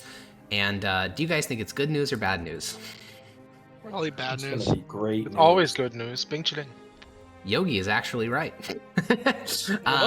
Yeah, so up in Donos Lasky, you guys know our good friend Donos Lasky, the 10th Legion marched eastward, and with the intention of taking the city of Dolno. The defenders and the Legion fought a battle at the small little village of Hatsky. The end result was the Tibrasians losing catastrophically. Of the 4,000 men they brought into the battle, half of them died. And of the Mithdosians involved in the fighting, less than 100 were wounded. Deaths are not recorded in the breakdown of the event. So the local news here seems to agree that the 10th Legion retreated back to Fort Bortul, but the Tibrasians got fucking punched in the nose really badly. When you say deaths were not recorded, can we say that there's no deaths, or is it typical that we don't report our own deaths for like morale reasons? I would go with the second one. It says 100 people wounded, which could either be A, no one died and there was just people wounded, or B, a lot of people died and they just only said the wounded people. But either way, it's being reported as a victory, and you've never actually read any broadsheet that's just lied. Like they typically stretch the truth, but they've never been like, this defeat was actually a victory. That rarely happens. Yeah. So, even though to be fair, the Son of the Dragon wasn't there, and it's the Northern Rebels, not the Southern ones, and the Southern ones are a lot scarier, but still, we take those victories where we can get them, right, guys? We do be taking those. We do. Okay. Wait, Dota, are you rich? Is Grania rich? Dota's been selling spells for a while. Yeah. I only have 100 gold. Oh, okay. A Chowder comment left me. He's like, is Grania super rich still? Like, is she just jingling around with gold coins? I'm like, I don't remember. I don't know. Is she just like the What richest happened woman to in her the party? bank account? Yeah, What happened to the bank is- account that Renesmee and Severus did for her? Well, that's a good question, actually. I don't know. Dota? I don't know. I didn't have access. Is to it? Oh, okay. Well, Ripbo's. Wait, let me check. I might have it on my Severus sheet. Well, it doesn't matter if it's on Severus' sheet. If it's on a Grania sheet, she does not get access to it. Yes, Yeah, you need Severus and Renesmee to get access Yeah, to your it. two co-signers for Good the luck. bank account.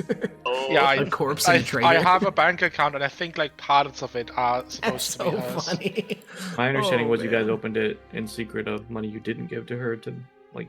Yeah, because she didn't want it. To give her told her. Yeah. Yes. Alrighty, well, after this rousing news for breakfast, you continue southward, and your journey to Dresba.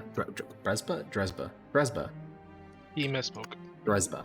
Your journey to Dresba didn't bring you this far south. Here, closer to Patricia, you begin to see the sign of Huba's raid, which was that big event that caused the Edict of Patricia and all this other stuff. It was Tibrasian forces striking Mithdosian core territory for the first time in the war. 1 and 2 villages here are abandoned. Fences are broken, buildings are burned down, and the only people who you pass are penal work crews, prisoners sent to repair the infrastructure. Nice. Did you just say nice because I said the word penal? No. Teen. He said teen. No. Oh my god. The only groups that you pass are work crews and desperate-looking people returning to their villages. Those villages which are still inhabited are scarred by the experience. This is what a nation at war looks like. Even with the dead bodies gone and the scorch marks scoured away, you can see the afterimage of the raid lingering on the faces of all those people who you pass by. And you follow occasional signs in the direction of Slupka.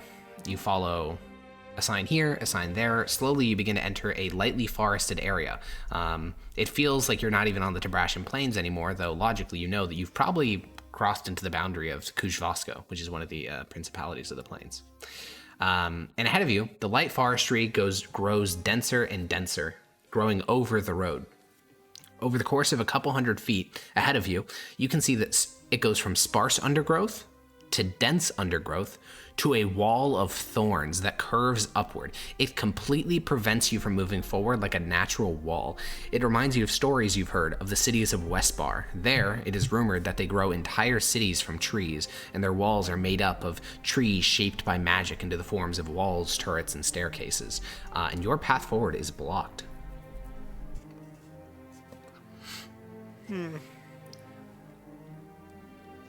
I firebolt the undergrowth.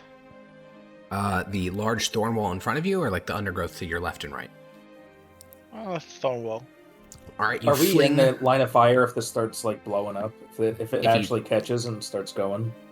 I mean, it's just going to be fire, so you'd have time to back up. You guys are like a couple hundred feet away. Like, you saw this from way off. It's not like this appeared out of nowhere. Yeah, you go to 120 feet, like you clop a little bit forward, Corvus, and then you fling a firebolt from your fingertips. You watch as it impacts some thorns. This little section of branch starts to like smolder and set ablaze, and then you watch as the entire thorn wall shifts like a living organism, and the part that you burned is like pulled deeper into the wall, and new thorns replace it. What the fuck? You looking left and right, you can see that it was hard to see because the like low light conditions underneath the boughs of the trees in this forested section of area, but this thorn wall extends right and left as far as you can see, which isn't very far. It's like a couple hundred feet. Does Granny recognize this as some sort of magical creature doing this? Roll a history check. I don't know what to roll. That Arcana or history, it's up to you. No, you don't recognize this particular critter. If it is a critter at all. Is this something I might recognize from my studies? Nope. I think that honestly the thing it feels most similar to would be for Maximus and Zednius. It feels kind of similar to some of the stuff they fought in the southern frontier, the blights and such, but this doesn't look as inherently corrupted and evil as many of those things did. Those things were like sadistic and they wish to inflict harm. There's no like face on this thing though, it's just a wall. Maximus, would you want to ride left? I'll go right for a couple hundred meters. We'll meet back if you won't be able to take your horses through undergrowth this dense. That's a on foot activity. Well, I mean, like, we'll go. I just want to see like how far it goes. No, I'm saying direction. I know. I'm saying that to your left and right, the undergrowth gets denser as it approaches. Oh, really? Yeah. Okay. So yeah, just to give mental image again, you guys were on open grassland. See it, you can see in all directions, and ahead of you is this very lightly sparsed woodland. Then you went into the woodland, and over the course of a couple hundred feet, it went from like trees with dirt between them to trees with leaves between them to trees with bushes to trees with like thorns, bushes, like everything between them, and then eventually this solid wall of thorns with like, you know, you don't know how deep it goes, but it's like layers of overlapped thorny bushes. So to try to circumnavigate, you know, this wall, you'd have to go on foot and like push through, you know, all sorts of undergrowth. Okay. Zenius, could you detect any magic? Sure, I'll flash my eyes. This wall is magical. Luckily, it's not magical enough to blind you, which is weird because it seems like really strong if it was going to be a spell. Thinking, after I said it, I was like, wait a second, am I going to blind myself again? Yeah, the session, every single session, Zednius has to give it flashbanged at least once. No, yeah, it's not that magical. Like, the magic hanging on this wall is like level 2 or 3 magic of the school of, what is that one? One sec, let me pull it up. Transmute. I think it is conjuration. I'm just double checking. No, transmutation. Yeah, it's like level 2 or 3 magic of the School Like of a plant Transmutation. growth, maybe? Yeah, but plant growth doesn't do this. No, you don't know any 2 or 3 level spell that does something like this. How tall is the Okay. wall? I'll relay that. The this wall is only definitely a looks to be magical about wall. 20. So the wall goes upward and then it curves backwards very severely, almost like it's a dome shape. So from what you can see, it only goes up about 30 feet, as high as the boughs of the trees, like the top branches of the trees. So, how spiky is this wall? Like a thorn bush, like a rose bush, basically. Okay, how but far like, away are we again? I have Like, spider currently you're, climb like, 200 feet shoes. away. Can I just walk it up, or would I like be walking on spikes? Permanently. Assuming that if this wall were not animated, that should be fine, because again, it's just like a rose bush. But you did see the limbs like activate and move in response to you shooting a firebolt at it, so that may make it a bit more complicated to climb. Yeah. So chuck like What do a. you guys? Oh, How close are go we? ahead. Well, you're 200 120 feet. feet away. Everyone else is 200 feet back. Oh damn! I was gonna say we could like throw something at it to see if it reacts to any physical touch. I mean, you could do I that. was gonna yeah. say I could go up and dispel magic on it. If anyone's like against that. If it is Right, actually a well, 2 or I 3 guess- level spell, it should just work. Granny will protest. She doesn't think that we should anger whatever this is. Well, don't we have to get in there? Yeah, that doesn't necessarily mean by force. How You guys else hear a would we noise. see I have this? no way to communicate to plants. You hear a noise ahead of you from within this, wall of thorns. It sounds like it's grinding, but it's not the grinding of like stone or metal. It's a sound of like this plant wall grinding against itself almost. And you watch as where previously there was just this uniform wall, almost what looks like a gate almost sort of folds out of the way. The vines, sort of curl backwards. The thorns fold out of the way, revealing this, 10-foot wide, 6-foot tall gate. And emerging from within is a young man, no older than 17. He has like hand-me-down legionnaire gear, a sword at his side, a lantern in his hand. He's clean shaven, and he kind of looks at you all. I'll start riding towards him, and yeah, I'll just start riding towards him. Not like Yeah. fast, just like Yeah, sure. He trotting. just keeps looking at you all. Yeah, I want to get within 60 feet of this dude. You do Yeah. that. Granny will be fine riding up all the way He's and then just dismount. looking at you all. Hi. Greetings. What seems to be going on here? Oh, nothing much. Just on patrol. You know how it is. So who are you guys? Just on patrol through. Judges of the Imperial Judges? Legion. Cool. What do you want? There. Sorry, who are you? Oh, I'm Caracalla, Legionnaire of the Slupka Auxiliary Legion. The what? The Slupka Auxiliary Legion? Is that a real thing? You've never heard of it. Do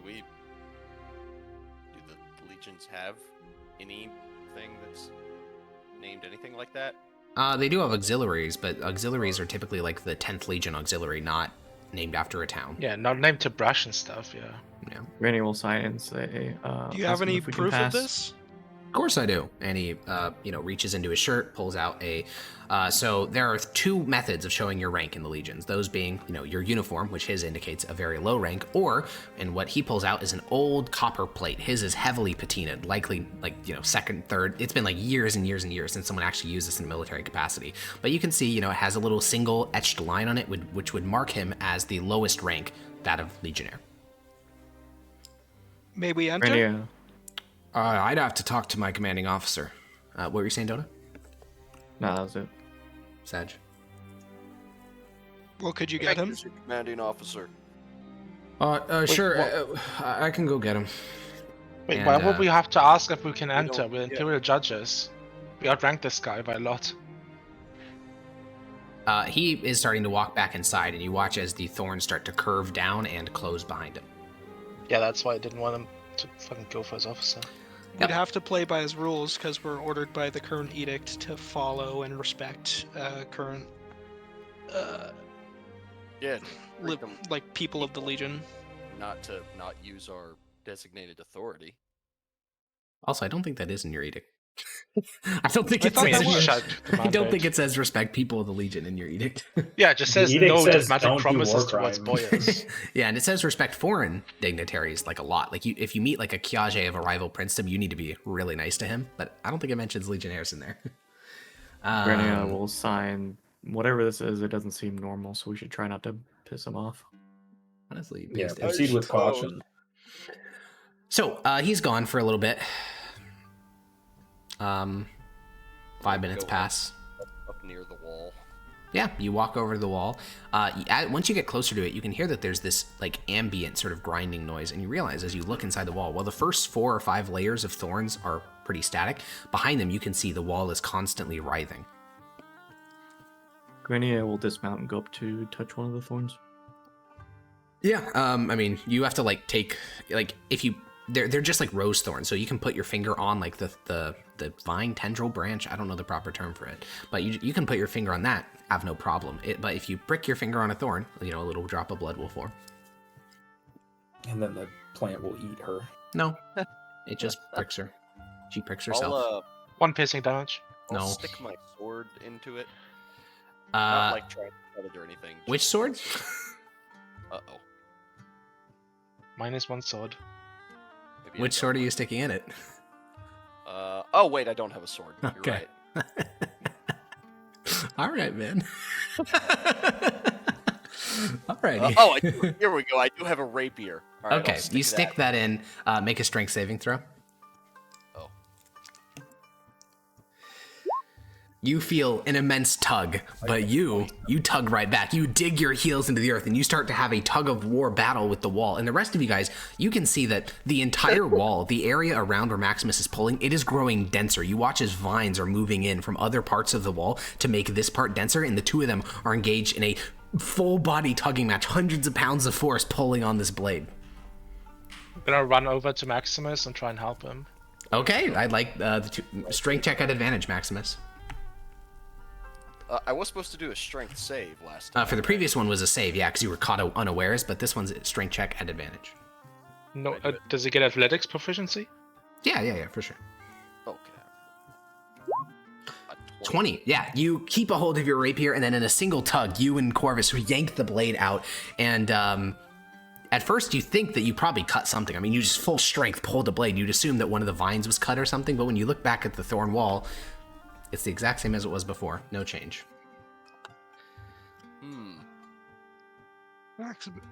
Hey, Well, Maximus, come on. A little more professionalism, please. I think, I will just turn my head over and stare at him. Why are you sticking shit in their wall? Come on. I'll spit onto the ground. What? I'll go back to eating jerky and staring at the wall. Alrighty. Grania will sign. I thought we're trying to not piss this thing off. Under normal circumstances, I'd call in a legion or 2 and burn this whole thing down. Base? That seems excessive. What do you mean? This is clearly some sort of hostile growth. Has it attacked us? That's God, you Yes, think a it just wizard tried to would be throw smarter yank your than rapier? resorting to violence. Well, yes, but you know, a bear. I just would glare at him. that's when he really says funny to that. say the guy who firebombed villages shouldn't resort to violence. Oh, man. Literally Imperial Battle Mage, Yeah, aka exactly. War Crime Robes. Oh man, the All guy. I'm saying is, all it did was sit there, and he's like, Yeah, I don't basically, like it. you're Maybe I saying the should guy. burn You're, it. you're telling the guy who wields a hammer to stop hammering nails. Oh, fair Yeah. enough. I'm seeing a nail, and I got a pretty big hammer. Yeah. Even if the nail is attached to a pile of C4. Yeah. Yeah. All right. So, actually, around this time, because it's been about 5 minutes of yapping, you hear as the wall grinds again, and this time when it opens, you know, the quote-unquote gate, you see a whole contubernum of soldiers, and they're actually formed in formation, too. You have 7 soldiers that are formed up in a line of 4, then a line of 3 beside it, with an Optio at the front. The Optio, unlike the other guy, this guy looks like he's actually served in the legions. He has a scar across his face. He has the legionary brand of the 3rd Legion on his collarbone, which would mean that he's completed his 20 years of service. He has a wound across his face that's healed into, a secondary wound across his face that's healed into this jagged scar of wrinkled flesh, and his face is stuck into a permanent scowl because of how tightly the skin healed. And he'll look at the 5 of you. Are you, the Optio? Yes. We Mind are. identifying yourself? Sure. Optio Maximus Brutus Titus of the Slipka Auxiliary Legion. We're Imperial Judges of the Legion. We're here following on a letter that was sent to the head of judges a while back. Yeah, that was sent by one of the quaestors. We're fine now. Fine now? So, what's this gigantic thorn growth? He looks around. Sorry, I'm just addressing the elephant in the room. Fair enough. Priest says that it's a blessing from Aurelian's soul. When did it show up? I think you'd better discuss this with the governor. Well, we were sent here to investigate, and I think we wouldn't be doing our due diligence if we didn't follow through on that. You wouldn't happen to mind if we come in, do you? You can't bring your horses in. They'll get torn apart. Makes sense. You have somewhere to tie him up? I'll pull Mickey off away from. How far are we from the village? From the closest this thing village would be back you came about 0.7 miles, so pretty close. No, like toward like Slapka, whatever. Oh, from Slupka, you should only be a couple hundred feet, but this huge thorn growth and like the tunnel behind them digging into this thorn wall completely obscures vision. You have no idea. Okay, I'm just making sure we're not leaving the horses back here for like 2 days. Maybe you don't know how long you would be gone for.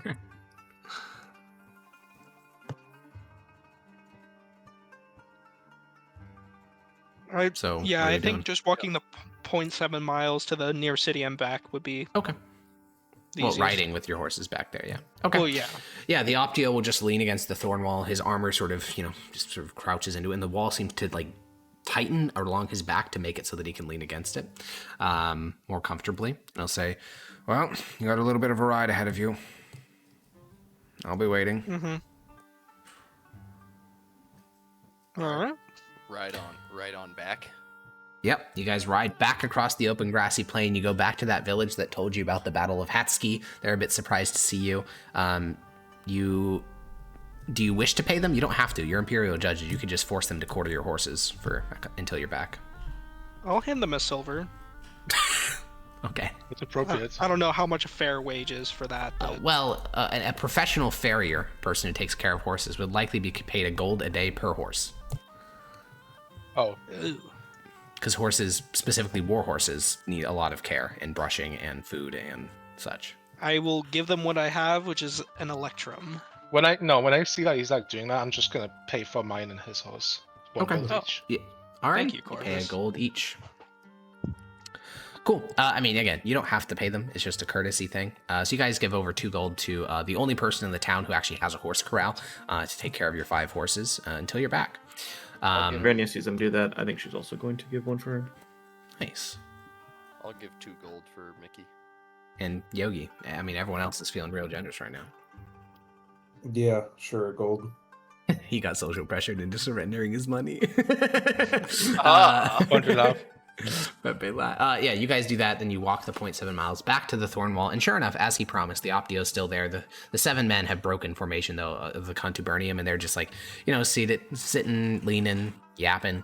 They all talk in Mythos as well, and as you approach the Optio in question, we'll sort of write his position and say, All right, Contubernium, form up for escort. And, they form a sort of diamond formation. It's a very casual thing. Like, if this guy's a veteran, he would know that if you're actually in, like, a battle circumstance, you're screaming, like, commands. But he's just like, just form up, guys. You can do it.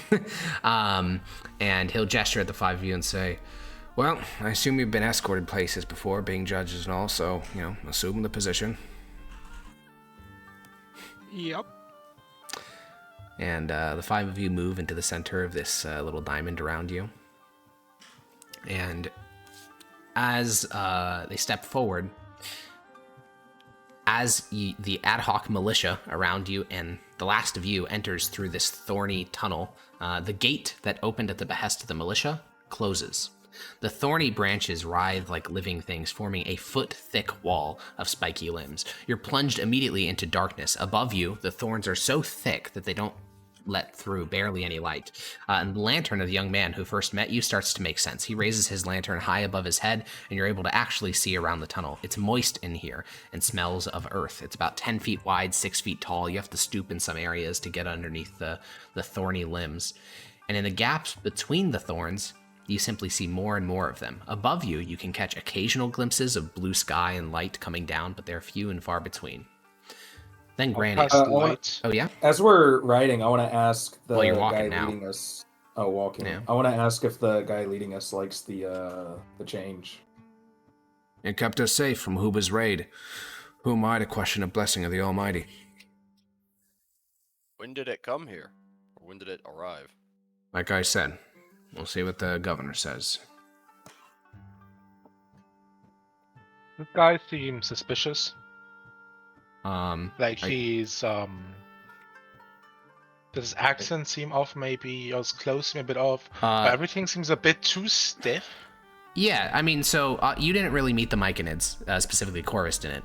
So I don't think he had, like, I don't know how much experience he has with seeing people mind controlled, but it's pretty obvious if someone's like fully absorbed into like a fucking creature hive mind. Like that is really odd. Like Maximus and others, like they immediately were like, oh, these people are like their brains are rotted.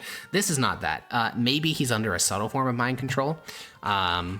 Also, his mythos is perfect. If he is like a spy or something, he's like the best. Like he's like a Frumentari level of like skilled at infiltration, because he even has like he has a regional accent of mythos as well. He sounds like he's from Transatlia, which is where Zednius's estate is located. So yeah, like if he is a spy, he's a really good one. Okay. Also that brand he has from the 3rd Legion, like those aren't easy to get because it's not just like a 3, it's the stylized brand of the Imperial 3rd Legion. To get that, you'd have to have the physical brand, which there's only a couple of. So anyways, Grania,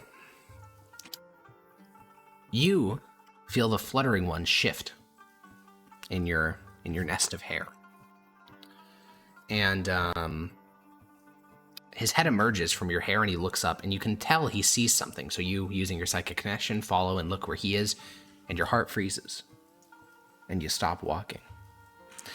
Gently walking along one of the thorny branches is a small humanoid no taller than 3 inches.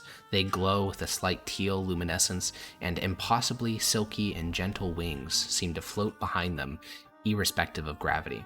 They seem to be conducting a game of sorts as they hop from one foot to another amidst the thorns on the branch that they're currently walking upon.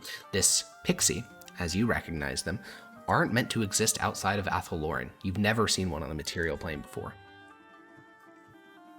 Do they recognize that I'm looking at them? I'm assuming no one else sees them. No, that no one else. It's just you and the fluttering one. The only reason you were able to see it is because the fluttering one felt something and immediately looked. So at the moment, you're the only 2 that spot it. It's about 40 feet above you in this huge nest of thorns, and the only reason you're able to see it is because it has a slight glow to it. I'm just gonna continue standing still and keep looking. Yeah, I think after a couple moments, Primius, that basically the rest of you guys will notice that Granny has stopped walking, and you can follow her gaze and spot that 3-inch tall little pixie hopping from between thorn to thorn and just sort of playing along this branch. I don't think any of you have ever seen a pixie before. Only Granny would have likely. I'm gonna telepathically ask Hegal if he knows what that is. Devour. Granny is gonna sign. What in the hell Granny's is gonna that? sign to the group saying, "Don't mention it for now. Just keep walking." I'll nod. Yeah, I'll mentally I got think don't- about. that. Do I know anything about this? Roll an Arcana check. I'll look to Corvus. But I'll look to Corvus to like silently convey the message and like shake my head. Alrighty, well, you guys all keep walking at Grania's signing, and the group escorting you doesn't seem to have noticed that you all stopped for just a brief moment. And Corvus, this is what you know. Fae, as a category, are not real. It's like saying mortals as like a category on Valoros. There are so many unique types of mortals that it's just a dumb classification. Like technically half-elves and humans and dwarves and every other mortal species are similar, but like they share no real traits other than maybe not even all of them walk on two legs. So it's a broad category. Fae is a lot like that, where it includes literally everything from Athel Loren. But that's how most people view it. They're just like, they're Fae, whatever. You have a bit more of a granular understanding. Typically, there are only like 2 or 3 types of Fae ever encountered by humans. Those being occasionally fairies, which are insectoid creatures that like playing tricks. Occasionally quicklings, which are little blue guys with little swords. And Yakshash, which are these tall, gluttonous creatures, are one of the most common ones encountered. Beyond that, a lot of Fae creatures are kind of anathema to you. You just don't know much. The only other 3 types that you would probably know are black dogs, which are face-stealing creatures that live in traditionally graveyards or crossroads. Something called a pixie, a 3-inch little tall humanoid that likes playing tricks, has a very childlike intelligence, but it's also capable of very powerful magic. And then lastly, satyrs, who are, well, only really exist in legends, and in the legends they exist, they are abductors and horny. Okay. Yeah, and so with a 26, you only know 6 types of Fae. Yeah, and one of them is kind of similar to this one. Like this might be a pixie, this might not be. Yeah. Because I don't know nearly all the Fae there are. Yeah, and quicklings and pixies are similar careful. heights. The main difference between quicklings and pixies are pixies have wings, and this definitely had wings. And when I say very powerful magic, an individual pixie has been, in folklore, they don't say 4th level magic, but they would say like they cast this spell or they were able to do this thing, and using, you know, your analytical brain, you're like, oh, that's a 4th level spell. And in groups, like collections of pixies, in one of the stories talking about them, it's a Tabrashan folklore tale, they were able to cast Time Stop with just 4 pixies combining their power. That's fucked up. Yeah, Is that a so 9th level? That is a 9th level spell, yeah. So, kind of spooky. But luckily, they're tricksy and whimsical and silly and goofy. Is that a thing people can do? Combine their spellcasting to cast It is higher not, level because spells? that would be sick if they could. I know. I was like, 9th levels are illegal, but what if we team up? No, that would be awesome. But unfortunately, no mortal, no humanoid can do that. That seems to be a uniquely Fae thing. And specifically Pixie. So you guys continue forward. And ahead of you, the tunnel narrows, and it seems as if you've reached a dead end. The so-called Optio gets within arm's reach of the dead end, and then the thorny limbs begin to writhe out of the way, and you blink at a flood of bright light. Your eyes take several moments to adjust as you blink black tears. It's like the intro to every Fallout game, just fucking raw white. And then, as your eyes adjust, thorns still encircle everything here. This doesn't open up to like a truly open space. It opens up to a cavernous space. The ceiling is about 40 feet above you, just below the tops of the trees. But the opening, like the cavern here, is at least a mile across. You see, within this bubble of, this thorn wall, is an entire village, including an old road sign with fresh paint, pointing towards Slupka and some of the other surrounding villages.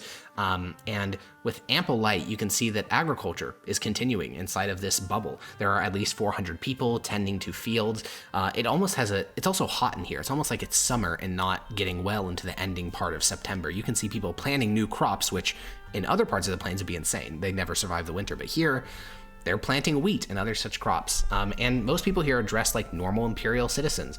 If it wasn't for your bizarre and alien surroundings, you would believe this to be any other Mythosian town.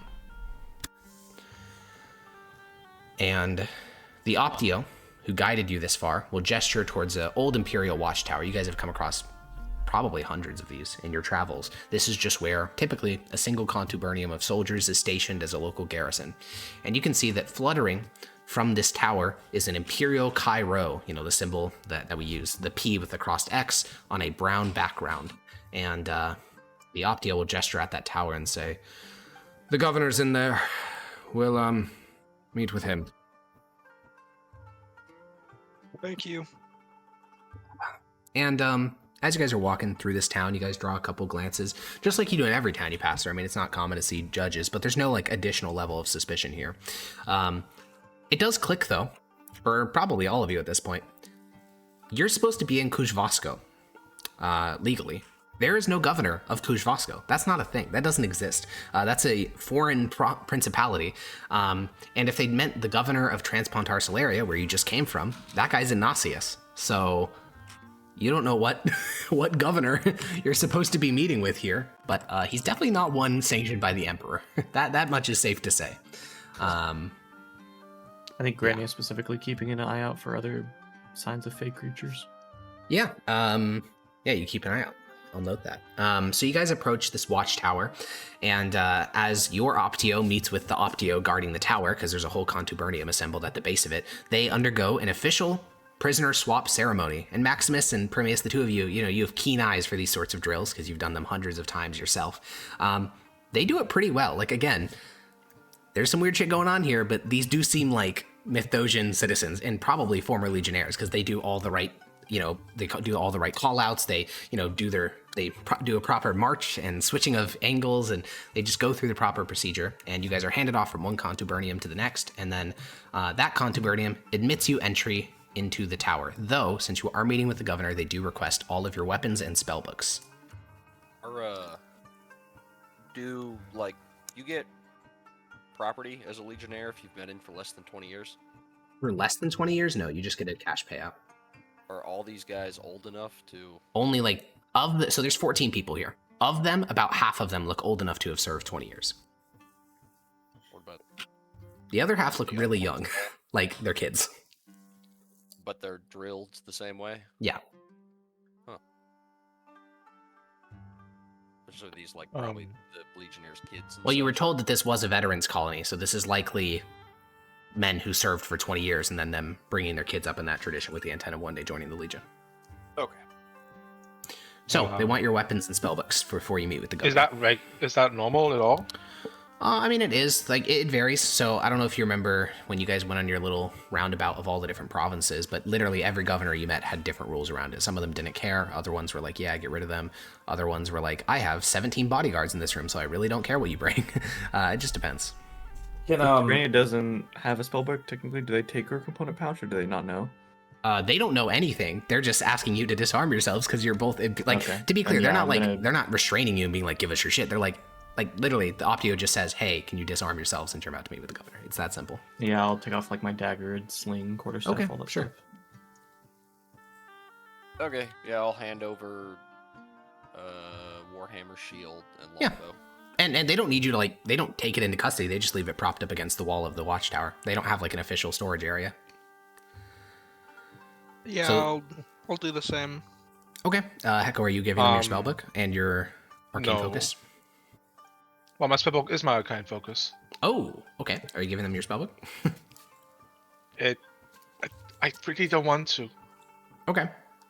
Well, Grania can get away with it because her arcane focus is a bit odd, but I would say that pop culture knows of the existence of spellbooks. Even a layman who can't cast spells knows what a spellbook is and that they exist.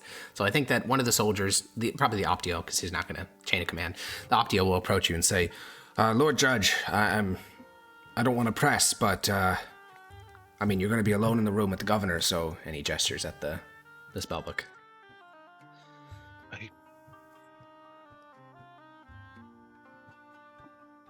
I'll put it in his hands and I'll say, this is priceless. Yes, I'll keep it in my hands. I'll just be downstairs.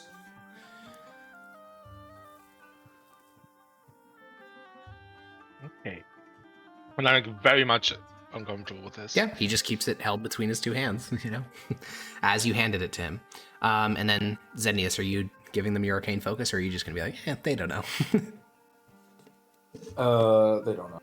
Okay. Well, great. isn't Column Rasa my arcane focus? So shouldn't I? Oh, well then that's even easier because you just don't summon it. You just leave it in the void. Yeah. Okay, cool. Yeah, then Grania and Zednius head inside to the first floor of the watchtower fully armed. Permeus, Corvus, and Maximus are disarmed. As you enter the first floor, the Contubernium, both of them stay outside.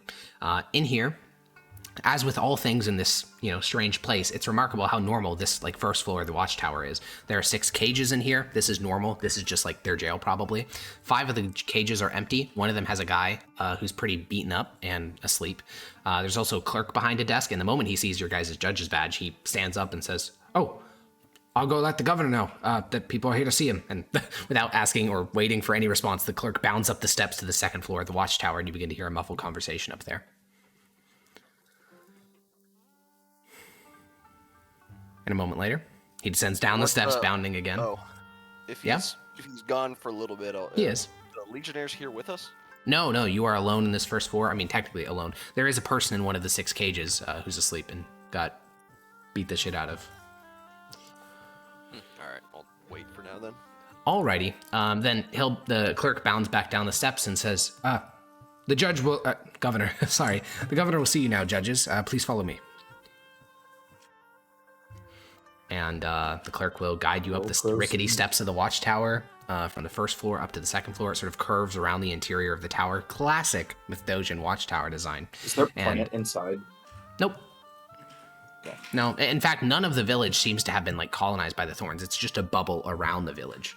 It's like a giant... Does it cover the ceiling? Like, we don't have sky in here for the most part? Yeah. So how is the lighting? Do people always? Well, because there there are holes in the ceiling. There's there's sort of like skylights. So it's just very dim. Yeah, it's a lot dimmer than outside. Yeah. Quick question: Mm-hmm. As somebody with a formal law education about the laws of the Empire, what's the punishment on pretending to be like an official, like a governor, normally? Now, I will answer this for sure, but what do you think it is? In the Mithdosian Empire. Yeah, it is death. Correct. Yeah, we got there. Impersonating an imperial officer of any type, whether it's governmental, military, anything like that, is a death penalty offense. Okay. Okay, so you guys ascend up the stairs to the second floor. There's a large oak wooden door, which the clerk, opens up outward so that you guys can look inside to the room. As with all things in this place, it is normal, remarkably normal. It is clearly was once the office of either a quaestor or praetor. Mostly, I say that because of how, like, non-fancy it is. Every proconsul you have ever met has gilded statues, effigies of one's military glory. Like, governors are very rich people. They're the top, like, 300 people of the empire. This is not the office of a governor. This is the office of a very low-ranking rural bureaucrat. The man behind the desk has a distinctive Mithdosian face and the garb of, again, a low-ranking bureaucrat. Probably praetor based on the fanciness of the robes, but could just be a wealthy quaestor. And he will stand up as you enter and say, "Greetings, judges. Welcome to the pro tempore province of Athelina. I'm pro tempore Governor Vesnius Bologna. Please have a seat. I don't have enough chairs for all of you." I'm sorry, pro tempore of Athelina? Yes, pro tempore governor of Athelina. And the clerk closes the door behind you guys all as you squeeze in. Athelina, that's that the sounds Fey like realm, a right? Yeah, That's that what? sounds fake. You were speaking at the same time, so what was the question? That's the Fey realm, right? Athelloren is the Fey realm. It clearly seems similar, though.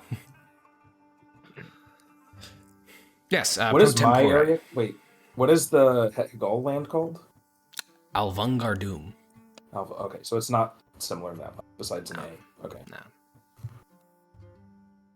So, what brings judges to this neck of the woods? Well, I'll be quite frank with you. We were sent to answer a request headed off to the head of judges. Oh, And yes, we sent many of those. Must have been 12 or 15. Well, it's all fine now. well, What's you changed? could say Why is that, it fine? but your circumstances now have grown more and more suspicious. First off, we'll start right off in the deep end. Who made you governor? Oh, that's why it's pro tempore. I've been unable to get official confirmation from the Emperor, but as people in a new plane of existence, I believe, I'm carrying the Imperial banner forward. I've sent a letter to the Emperor asking for confirmation.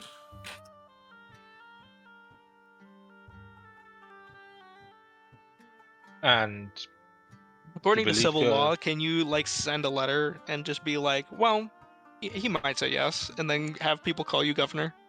Listen, we're getting to very like to give the equivalent of this real life question, because this is very esoteric. If a American general, let's say, goes to like, I don't know, a random country in the world, sets up a military base there without orders and says, I'm carrying the banner of America forward. Nowadays, we'd be like, that's insane. Like, that's clearly invading a country. You can't do that. But like, that is how the entire Spanish colonial empire functioned for hundreds of years. You just had guys who just said, I own this land now. And they're like, yes, sir. Would so this the answer be like is, another country or like an undiscovered well, place? he thinks he's on another plane of existence. And if that's true, then yeah. If he's like, because clearly by what he's implying, he thinks he's on Athelloren. So he thinks he's carrying the banner of the empire forward. And to answer your question, Blake, who knows? That's like actual, like deep imperial law questions. You don't, that's more than what you have access to. Can I consult my law book for dummies? That is way more complicated than a law book for dummies. Yucks. This is more complicated than Corvus's official education as a barrister of the empire. This is shit where like you'd get the emperor himself to like adjudicate on it, because it's so borderline gray area. To assume that Grania could probably tell if it's Athelloren in some way, if there's like signs. Yeah, so you get the sense, Grania, it's hard to describe. You feel closer to Athelloren, which is a weird thing to say, because like you would think in your head before this, you would have thought it's a binary. You're either there or you're not. When you were like, if you go into the Feywild, if you go into the Feywood, you are now in Athelloren. It's just that simple. Here, though, you can feel your connection to Mother of Groves. You feel a second heartbeat other than your own sort of pulsing throughout your body, though it's incredibly faint. So you kind of, yeah, I guess. Like, what percentage in Athelloren do you need to be in it to be in Athelloren? I don't know. Okay. Well, I won't deny there are some abnormalities around this place that... Oh, yes, you're probably talking about the Blessed Barrier. Mm-hmm. Blessed Barrier? Yes, about, must have been 7 or 8 months ago, a stranger came here to Slepka. I was praetor at the time, and he was unable to speak. We assumed he'd been shell-shocked by some experience. He wandered from the direction of the plains, so probably a war refugee. But over time, he integrated in the community, learned mythos remarkably fast. Less than a couple of weeks, he was speaking, quite well. And as a thank you for our kindness, he revealed his divine form. At first, when he cast the spell, a lot of people around the town thought it was a joke, but when we called over the cleric from Turek, one of the other settlements inside this Blessed Barrier, he confirmed that the spell had been incredibly powerful and that it was not of a desecrated nature. At first, it just started with trees around here growing better, undergrowth growing thicker, wasn't much of a change, and when the barrier first appeared, we did send many letters because we were scared. It wasn't until Huba's raid 2 months ago that we realized it was actually protecting us. Every community, north of us, south of us, west of us, east of us, were pillaged, raided, raped, ruined, and the refugees from those towns were able to come within this barrier at our behest, and we were able to save thousands of lives. It seems at this point an undeniable blessing from a saint of the Emperor. Can you tell us what this individual looked like? Before and after his supposed divine form. Oh, well, he looked the same throughout. It's just that, no magic could be that powerful without the blessing of the Almighty. Or so says Father Delusion. What are these hateful spirits the letter talks about? It was a misunderstanding. We began to spot creatures that, to my understanding, Fae and such creatures. And there were some violent actions on both sides, but with the completion of the barrier, they have grown far more calm, and we've learned to live around them. And a mutual accord has been reached. Do you have to offer them anything? No. You just have to follow certain rules around them. Those being? Communicate with them, though. Oh, I don't. I would never risk my safety like that. No. One of the other villages inside the barrier, Holsney, they have a fae that they speak with on a regular basis. A black dog lives in their their graveyard. But most of the Fae stick to the brambles, away from our villages, and we just leave them alone as well. A black dog. Yes. They And you stick believe to it. Yes, I mean, again, they have to follow the rules. They did lose one person. That's when, when we were sending those letters about evil spirits, it's because we had some very negative interactions. But once you figure out their rules and you leave them alone and focus on your own villages... Black dogs are incredibly dangerous. Yes, well, it seems as if they've tamed theirs. And you dare to associate Aurelian Soul with these Fae? Well, of course. Because of his barrier, we were able to save the lives of, I think of last count, 400 people.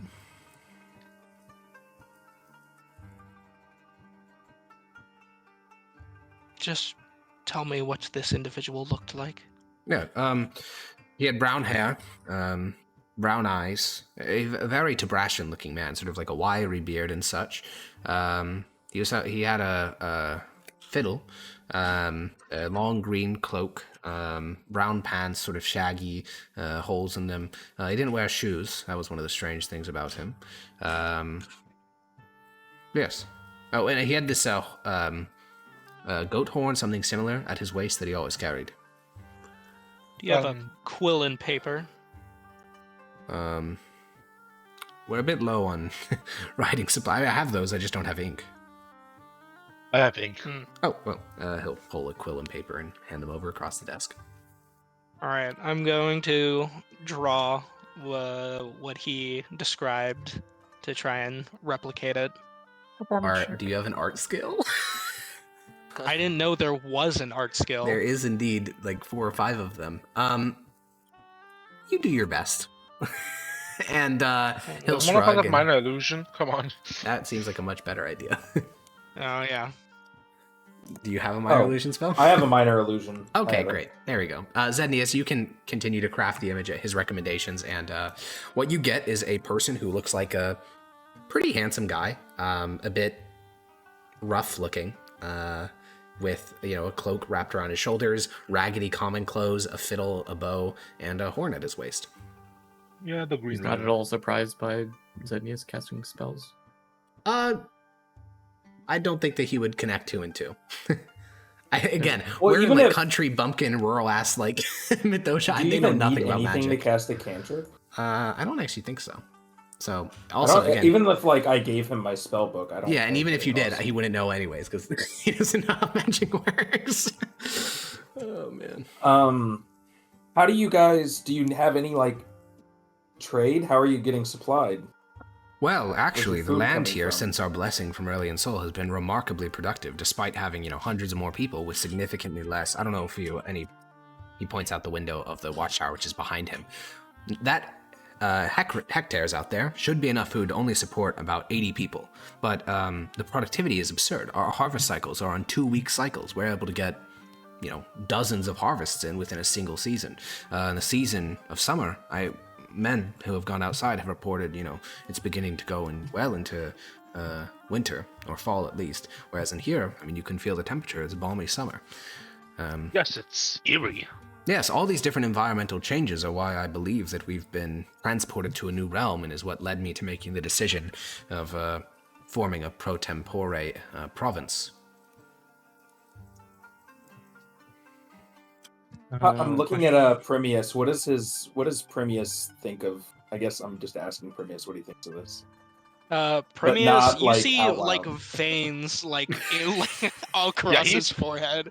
He's he's holding very in upset. a lot of things. Well, because my understanding was people didn't hate the Fae. The Fae is kind of just a weird. It's not an enemy to the Empire, so it depends. It's not the fact that it's a Fae. It's the fact that it's a Fae, and he's oh well.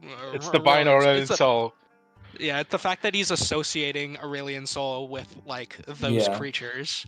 Yeah, literally saying that in front of somebody whose eyes glow.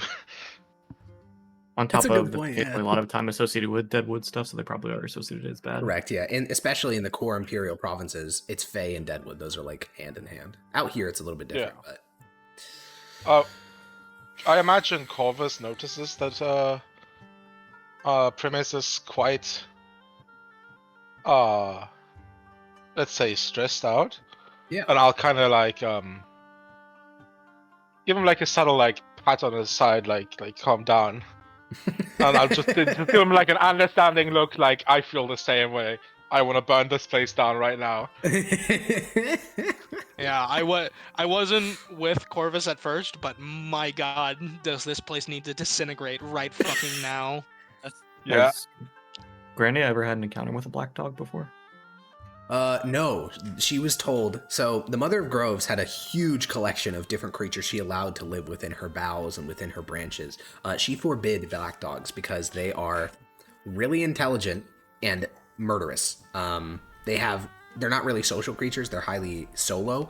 And if they think that they have a way of gaining advantage over someone else, they will use the innate laws of the Feywild, such as true names and things like that, to steal core parts of their identity.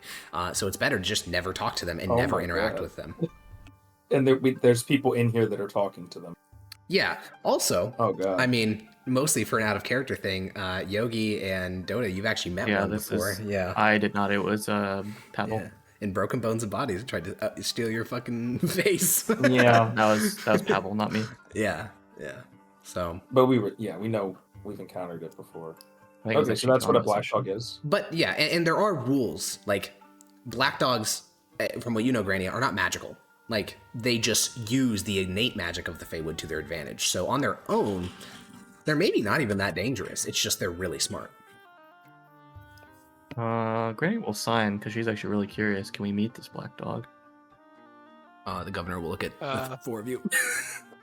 Our companion wants to know if we can meet this black dog. Sure. Now that I know that you mean no harm to Athelina, you can go between the different villages if you wish. There's a total of 4 communities within the Blessed Barrier. You'd want to go to Pulsney. I'd strongly recommend talking to the locals, figuring out, how they interact with it. Again, Yes, this Blessed Barrier. Yes. When it was erected, is there some sort of like core or nexus to it? How do you make sure this Blessed Barrier stays and doesn't just fade like some magic would? It's self-regulating. Roll me a perception or insight check.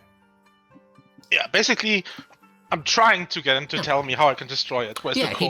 he just said it's self-regulating. That was his full response. If I have, Then, what is it?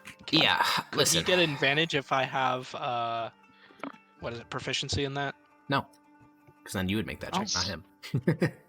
Okay. You can make an insight check if you want as well. Nice. Wow.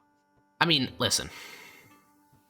Does it have a core in the way that you're thinking? Maybe not, but every single spell is going to have a casting point, or at least a place where its magic is concentrated. And the fact that on the outside you were getting like 2 to 3 level spell readings means that by the time it gets to the exterior barrier, it's incredibly diffused. So there probably is a core, or at least an area that's more concentrated for magic. But he probably doesn't know of its existence based on the way he just said. I don't think so. Again, they didn't even know like how spellbooks worked or arcane focus is. There's no shot they're going to know the intricate workings of a spell that is more powerful than any a human could ever cast. In that case, is that really where how was magic readings happen? What do you mean? Like the more, degrees. what is it? Less powerful the readings, like it reads more like a level 1 spell, even if it's just like a far away 10th level spell. I don't know if you remember this, but when you went to Colonnade Tempestus and broke Limits of Man, there was a 10th level spell cast, and it fell off basically at like what do you call that? The inverse squared law. So by the time you get 15 feet away, it's like, oh, this was like a level 1 spell, and you go 15 feet to the left, and you're like, holy shit, this was like fucking cataclysmic magic, dude. Oh shit. Yeah. So I should probably not flash my eyes in here. That's what I'm hearing. Maybe. Yeah. Probably Maybe. not. You feel like in flashbacks? Would it really be a pack session if you didn't? It's a good point. So where was this barrier when he erected the barrier? This blessed saint? Where was it? Well, it didn't erect all at once. He cast a spell that to me looked like just a little, I don't know, trick of the bard or something, a little sleight of hand in the courtyard here in Slupka. It wasn't until months after the fact that, all the events leading to the creation of the barrier began. And regarding him being a saint, I mean, I don't know if I'm super bought in on the idea, but Father Duzion of Turek seems quite convinced that this was a prophet sent on behalf of Aurelian Sol. I believe he started calling him Saint Verdant, a reference to, all the greenery and such. I would very much like to speak to this Father Delusion, you said? Duzion. He runs a temple, the only temple in the 4 villages. It's located in Turek. We will... Is the inside, does it match about the same as the outside looked like it was, or does it seem like it's bigger inside? Well, you never got a full measurement of how big the outside was, so you're not sure. Okay.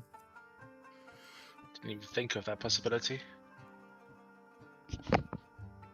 I need to draw and quarter this guy. Mods, draw and quarter him on behalf of the Mithdosian Empire. I will do many things to this man. Granny is really antsy and she's gonna sign. Are we done here? Can we go? For the most part, yes. It seems like it. Unless... Is there any official papers you would want us to, Well, we're headed...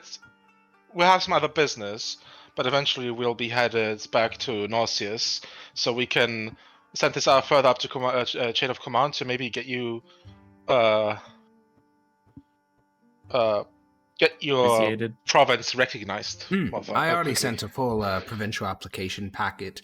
Obviously, there's no standardized format for this, so I was inspired by the application of Transpontar Celaria of 1123.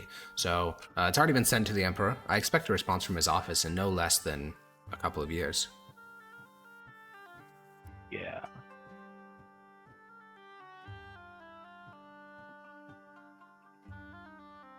Alright, unless you have any more business for us. No, I mostly wish to know why you are here, but if you're just trying to confirm that everyone in the communities are safe, you can go as you wish within Athelina. There is... How does one leave and enter through the barrier? Is there you'll have to go with a native. Though those who are present within the 4 communities when the blessing was cast are capable of walking through dedicated pathways within the blessed barrier. The refugees who we took in, for whatever reason, simply can't do this. So I'll likely assign you someone native here, probably one of the Optios to guide you. Thank you. Well, if there's nothing else, I can send that right up in order for the Optio in question. One more thing. We were told we couldn't bring our horses because they would be... What's up with that? There are, when you came in the tunnel here, I'm sure you noticed that the height was no taller than 6 feet. Yeah. Oh, does that mean that... That's not the only limitation. It's that... yeah, it had to be. It's also that the barrier is hostile towards... It's not just... Humans consistently can go through the passageways. Fae can consistently go through the passageways, but with other creatures, there's been a spotty record. When refugees were coming in, they attempted to bring cattle with them, and about 1 in 2 made it through. Horses seem to be similar. When enemy troops under Huba the Fair tried to enter the barrier, none of them were ever able to make it past the outer barrier. I'm not sure how it distinguishes and what to do, so after that first incident with the refugees, we just said no livestock. I'm gonna telepathically ping Hegol and ask him if anything was weird when we went through. For him. No. Okay. But either way, now that you're in here, it's never once hurt a human from, that's interested in the safety of the community. So I'm sure that you'll be fine. Now, let me write you up that order. And he'll quickly pen, at the behest of the judges of the Empire, please follow the orders as they are represented the Emperor, and then it's signed pro tempore governor, something. Let me go find him. Where's my guy? Where's my pro tempore governor? Pro tempore governor Vesnius Bologna. Yeah, also, that pro tempore thing, the fact that he's adding that to every official communication may be enough, like, again, if we get back to the legal thing, that may be enough to prevent him from getting executed for treason, because he's acknowledging in every single piece of paper he writes that he's temporary, which, I don't know, it certainly would give him at least an argument for not committing treason. Yeah, like right now, that's what's saving him. That makes sense. Yeah, because he'd be like, no, Your Honor, or not Your Honor, Your Emperorship, because that's probably who would preside over the trial. Your Emperorship, I was just doing this for the glory of the Empire. I followed all the laws. I called myself a temporary governor. I did what your judges told me to do, you know? No, I was just doing a little bit of trolling. We call it exalting the glory of the Empire, okay? Call it, hold up. If not everyone calling tomfoolery. him just the governor. Well, that's their problem. He's not. Yeah. Now those guys, they could get in trouble, especially some of these legionnaires. There's some, those guys could get in big trouble for that. But he's fine at the moment. They speak. So he'll give you guys that slip of paper. It calls out the optio that's meant to guide you by name, Marcus Brutus Antonius. You descend the stairs, I assume. Head back out. Yeah. All right, you walk down through the first floor, past the clerk, past the guy in the cage, out into the open streets of Slipka. Wait, the guy in the cage. I was gonna stop by the clerk. Yeah, same. What'd that guy do? Yeah. Oh, that's Lauditor. He killed another man. He killed a man? Yeah. When? Oh, a couple of months ago. This back in July. We don't have since we're not a real... since we haven't been approved by the Emperor yet as a province, the governor doesn't feel comfortable giving a death sentence, so he's done what he can as a praetor, which is permanent detention. Well, we're judges. Can't we give a judgment? Is that a thing we're allowed to do? But I think the governor was waiting until he was properly appointed as governor. It'd be the first trial conducted within Athelina. It'd be a landmark moment. That would... This bro wants that might be years from now. Execution. Oh, that's all right. He'll be fine. That's... okay. Incredibly inhumane, but whatever. The guy is also knocked out cold still. This guy's gonna get tortured Wait, for this like guy's been years. unconscious for years? Well, no. He's probably getting beat up He's regularly. been unconscious since you guys entered the watchtower. Oh. Not since Actually, I want to know, like, who beat him up? It was an escape attempt. Escape attempts. How often does that happen? He's a former centurion, so he's got some, spunk and resistance to him. He broke one of the young boy's jaws, one of the younger generation out there in the Contubernium, during an escape attempt.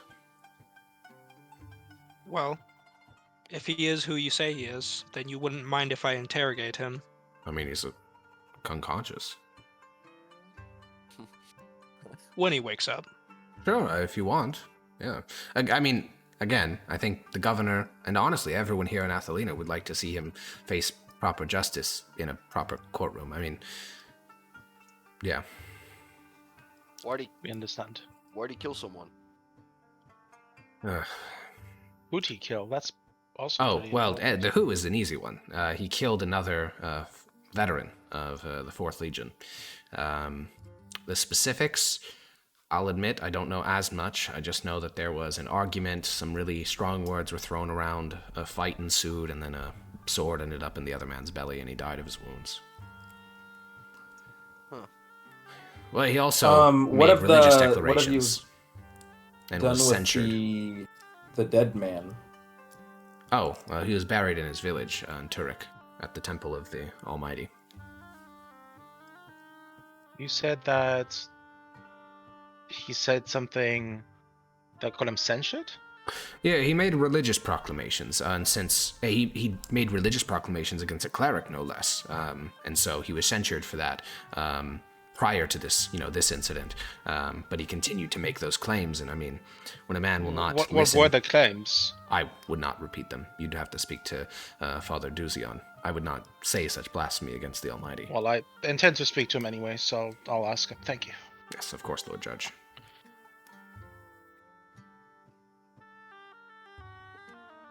So, Alright. Move on. you guys head outside. You meet with the Optio in question, who's meant to guide you around. He's the initial hard-faced fella, and he'll just ask you where you want to Give go. our weapons back, right? Yeah, they're just leaning against the wall. You can just pick them up. What about my spellbook? He was holding it in his hands the entire time, and he hands it over to you gently. Is it like disgusting sweaty fingers now on it? No. Oh, good. Just making sure it's clean. Listen, I'm not saying this isn't a sus situation, and I get why you guys are suspicious, but so far, every piece of information you've received are that these guys think they are loyal Mythosian soldiers, not like bandits or whatever. Yeah, that was more like, does this guy have washed hands or not? Yeah, no, I mean, he's a former veteran for 20 years. You know, he's got. They're also basic associating my entire identity with something that is blasphemous and should kill itself. So I hate them. What's Blake gonna do when it turns out to be an actual miracle? Oh, we know that the Green Rider is like a bad guy, right? Like surely the Green Rider is. Yeah, surely the Green Rider is a messiah, Aurelian soul. Yeah, I'm sure he does. Alrighty, that's why you had to learn Aurelian soul first. said nothing about it. Yeah. Yeah, when you burned all your meat. Alright, we're gonna take a quick 5-minute break, and then we will figure out which place we're going to next. Be right back. Alrighty, welcome back to Pax Mithdosica, and we were more like toast. Yeah, stroke mode. So we have just received an Optio to guide us, and the question is, where would we like to go? So, just as a reminder for you, there are 4 communities within this divine barrier. You are in one of them. You don't know what the 4th one is because you just didn't ask, and it was never mentioned. But the other 2 that were mentioned to you are Turek. But no, we do actually know. What's the 4th one? Because it says in the letter from Slavka that there's Slavka, Polshny, Turek, and Moglino. Fuck, he does know. Or Mogilno. But yeah, Slavka is the home of the... Yeah, Slavka is the home of the pro tempore governor. Turek is the home of the Father Duzion. And Polsny is the home of the Black Dog. Molgino, you had no mention of it, so you don't know what's there. So where'd you like to go with your escort?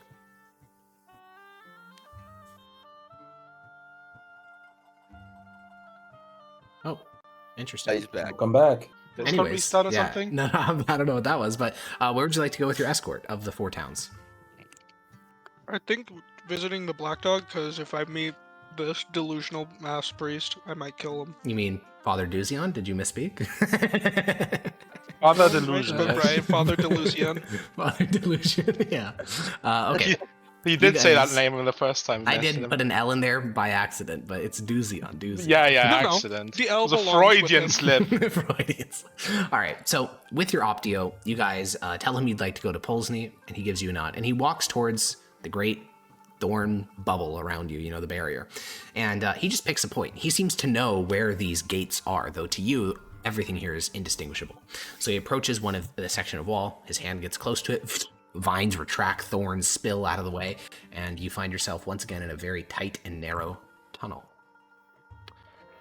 Now that you're in this tunnel and walking forward, Rania, you feel movement from inside of the back of your hair as the fluttering one begins to move around a little bit. And he will telepathically transmit to you, there is a portal to Athaloran nearby.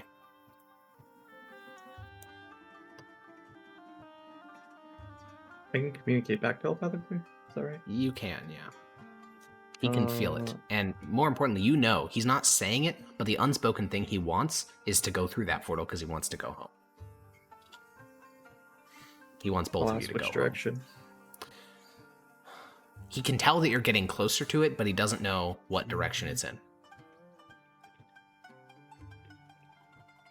That might be what's in Moglino. Okay. She'll just kind of keep that noted. Okay. As the 6, because including your escort, 6 of you walk through this tunnel with the Optio holding forward a lantern and a light spell glowing on, I think it was Corvus. Up in the thorns above you, you guys spot movement. All of you spot at a similar time, and about 20 feet above the pathway, perched across like 8 different little thorns and branches and things like that, you see the pure black hide and shimmering form of a panther with long tentacles growing along its back.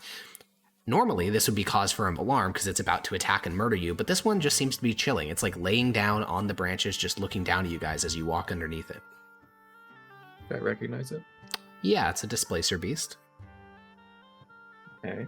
Oh, that's cool. The Optio doesn't seem to have noticed it, but the rest of you all look up and just see this panther like looking at you with intelligent eyes and writhing tentacles on its back. I will meet its gaze. Can displacer beasts talk? No, not that you know of. I mean, to be fair, you don't even know anything about displacer beasts other than they're monsters that live in the woods. I'm just gonna look at Corvus or someone. What the fuck is that thing?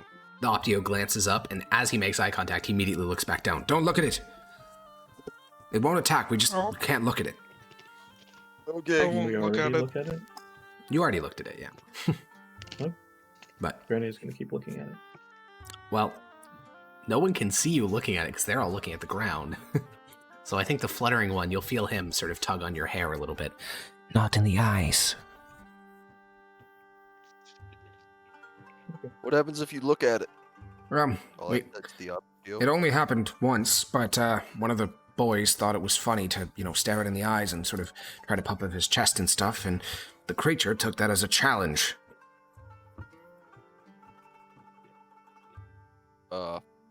How's the young boy doing? He's buried in Turek. Ah. I don't know what the governor told you, but there's an accord you can reach with all these creatures. You just gotta respect them in their way, and they'll respect you in yours. If we just keep our heads down and keep walking, we'll be fine. Some blessing. He kind of half-heartedly chuckles at that one. So you guys continue onward.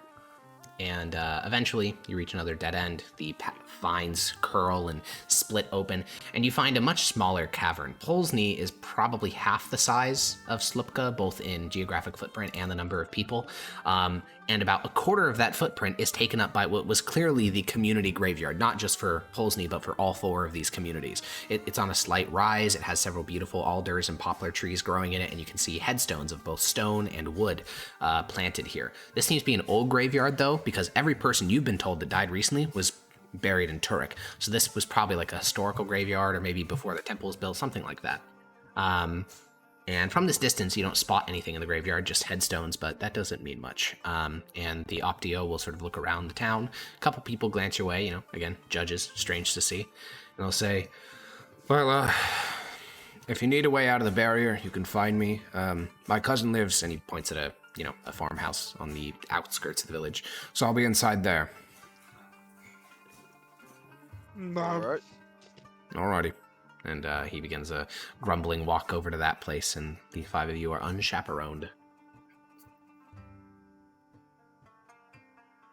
We're unchaperoned? Unchaperoned. Are we next to the dog, or are we just in a city? What are we at? You are inside of the town of Polsny. Okay. Did we get a location on what city he did the spell? Slupka. Was in Slupka. We haven't been there, have we? You have. That was the first place you went with the governor. Oh. Yep. I want to use a divine sense. Within 60 feet of you, there are Fae. Interesting. Oh, also Fiend. Interesting. Yeah. Well, yeah. There are fiends 60 feet away. Within 60 feet. Garania learns to speak just to correct you. No, I'm saying that was. No, I know. I was making sure you didn't misunderstand. No, I love the idea of Granny being like, actually, like tugs on his shoulder, signs to correct. It's so funny. Okay. So where to, guys? You said you wanted to talk to the black dog. I do. Who can speak sign language again? Me. Granny is gonna try to lead you to the nearest townsperson. Oh no. Sure. Yeah, you Granny's guys just going this approach a collection of 8 or so people that are currently harvesting what looks to be, if you really had to guess, maybe like beans.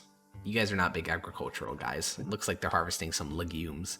And yeah, you can just walk over to them and they'll stand up as they see judges approach. One of them will, take off his hat and put it to his chest like he's saluting. Granny will sign, ask him whether we meet the black dog. My friend wants to meet the black dog. Well, he's currently wrapped up around the poplar in the back of the yard. I'd be careful up there, though. Thank you very much. Granny's gonna ask the Fluttering One, have you ever seen a black dog before? He'll probably communicate telepathically, because unlike Hedagal, Yeah. he's able to, actually communicate full ideas. They're dangerous. You're never supposed to speak to one.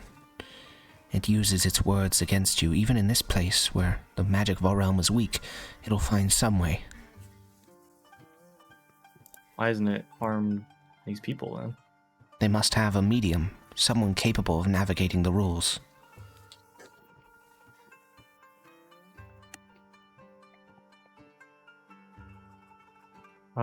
Granny is gonna sign then. The governor mentioned talking to the people around here to find out why or how to communicate with it. Yeah, what is it? I'll translate that. Didn't he say it was tamed? One of the farmers will shrug and say, "Oh, well, none of us talk to it. That's just for Sopianka." Sopianka, who's that? She's one of the village elders. A woman of the old magics. Maybe we Did we should go talk to talk to her? her first. Sure, she's probably getting ready. She speaks to it most nights. You could probably find her near the entrance of the graveyard.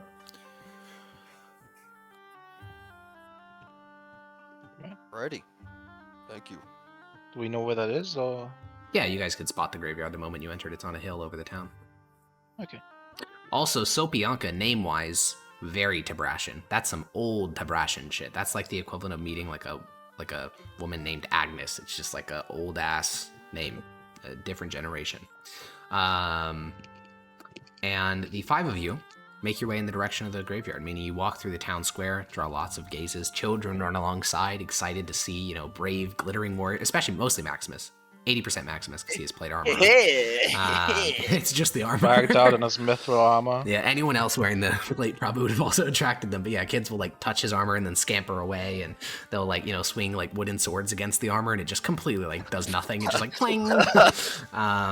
But yeah, and then you guys head through the town, and you can follow a narrow dirt Maximus path. pulls out his hammer. Now me. Holy shit. Yeah, and you guys follow a narrow dirt path lined with Yogi, that's an insane gif you said. I was about to say Okay, anyways, you guys continue up the dirt path with little shrubs on either side. That's some shit I would post. And as you approach the low stone, crumbling wall that surrounds the graveyard, you can see a really old woman. 60s, late 60s probably. Gray hair with streaks of white running through it, sort of hunched over. She has this little baggie. You can see several children, not children, just her children. So middle-aged to late teens, helping her pack what looks to be a picnic basket.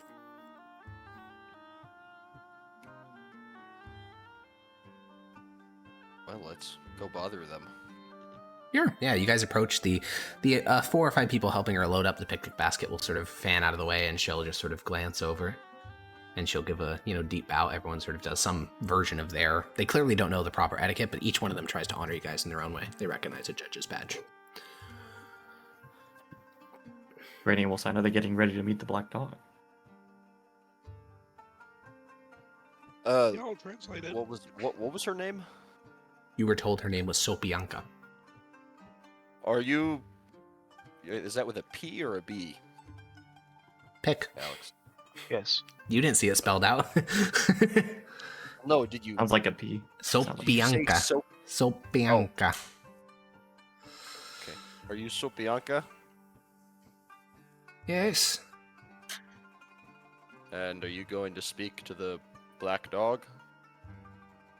Yes. Would you mind if we came along? You must say nothing. See. We can't talk with it? Only if you know how to follow the old rules, but, well, you don't strike me as the type. And she's speaking in common, not mythos. Oh my. Would we be able to talk to you during it? Likely not. You should write things down.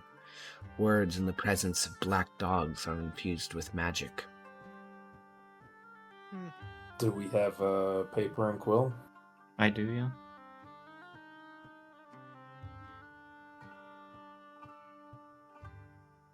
Alright, Whenever she mentions that, I guess Granny will get out her pen and paper and get it ready. Write some questions down.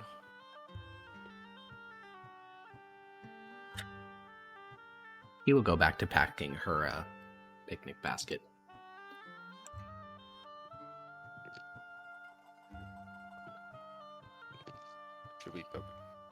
Do we have some questions we want to ask it? I better stay out of this. Why? Why are you here? Simple one. Okay, why are you here? What exactly is here? Is this Arthur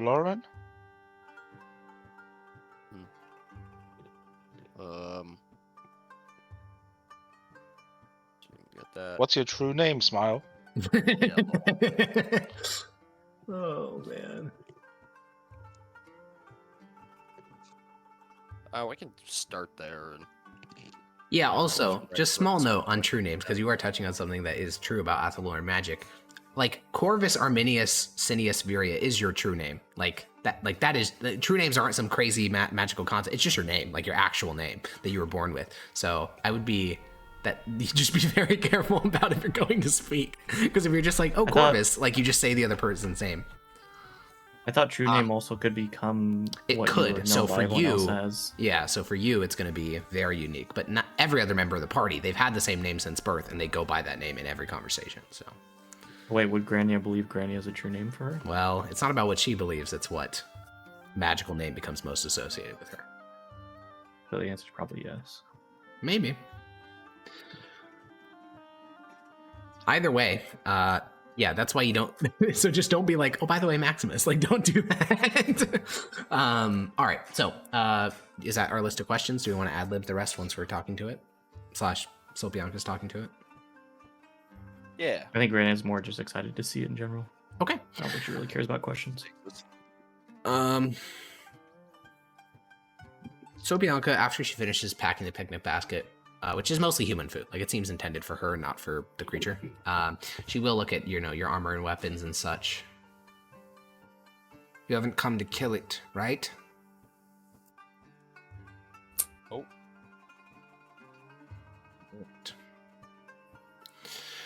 And she will begin to hobble into the courtyard of the graveyard. Courtyard of the graveyard. Okay. So let's go follow her. Yeah, you continue on this narrow dirt path between headstones until she seems to be walking towards a particular tree, and you don't actually see anything in the tree. It's only when she's about 15 feet away from it that in the shadow of the tree, in this sort of deep blackness around its base, you see a dog emerge from that shadow. It's not quite black. You would think of it more as brown, but its most notable feature is the fact that it has a human face.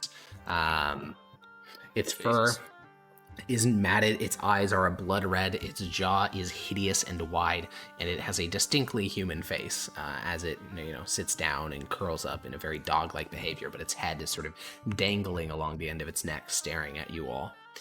Sopianka sits down, and the dog curls out a phrase in a language I don't think any of you speak. Does anyone here speak Sylvan?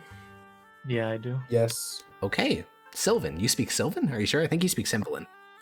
No, we went over this. Yeah, you do. Yeah, wrong. I think. Yeah. Okay, so Grania, you understand what the dog is saying then. The dog says, "Welcome back, wise woman." And she'll start unfurling her picnic basket, and she'll say, "Matted Brown, I hope that things have been treating you well." And she says this in common. She responded. So, yeah. Okay, that was what I was saying. No, she does not speak Sylvan. So she responds that in common. And the dog seems to slowly raise and lower its neck. "Have you brought something for me?" And you see that the woman thinks for a moment, like she really contemplates what she just heard, and she just doesn't say anything. And she extends her hand for that list of paper. Hand it to her. What will be at the top? What was the first one we said? Like, why are you here? Okay. She'll say, "People of an empire wish to know why you've chosen to rest here." And she's clearly like pausing after each word, thinking. And then she stops. She doesn't really end it in a question mark. She just makes the statement. And the dog sort of curls its paw, like stretches its body a little bit. And it'll say in Sylvan, "It's comfortable here. Easy prey. Now, my question?" And Sobianka will nod. And she will say, she'll scribble something down on the piece of paper, the answer to the question. And then the dog, in unaccented mythos, basically perfect, will say to you, Maximus,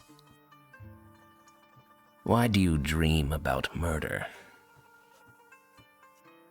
I'll look at the old woman. She shakes her head aggressively. And she'll just say, I just won't say anything. "That was unfair." The dog sort of makes a growling noise that is a little bit like barking / laughing. It's a very disconcerting noise. And what's the next question on the list? Wasn't like, how did they get here? Red-eyed creature of the grave. Why Polsny? And how? Thank you. She thinks for a moment and then she stops talking. And the dog seems to, its eyes rest on Maximus and then on Corvus. It rests on Grania and then on the back of her hair. And then it rests on Zednius and on his shoulder. And on Primius.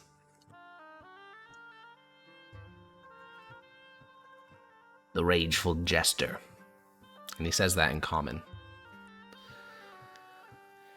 So Bianca writes it down, but you could tell from her expressions he's very confused by that answer.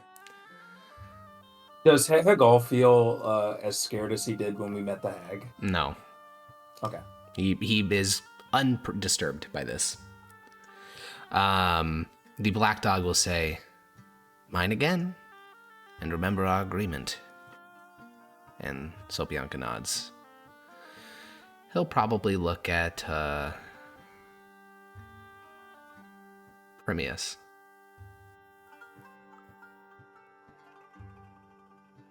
"You badly want to kill me. Could I at least know the name of my potential killer?" I'll look to the old lady. She shakes her head.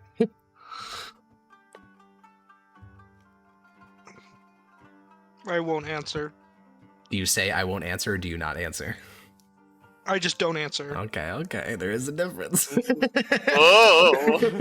And Sobianka will think for a moment, and she will say aloud, she looks towards the rest of you. "His third question will need to be answered. This was the oath that we made in exchange for talking. It only includes me." She looks at you all to make sure you understand what that means. Does anyone look confused? I'm a little confused. Yeah.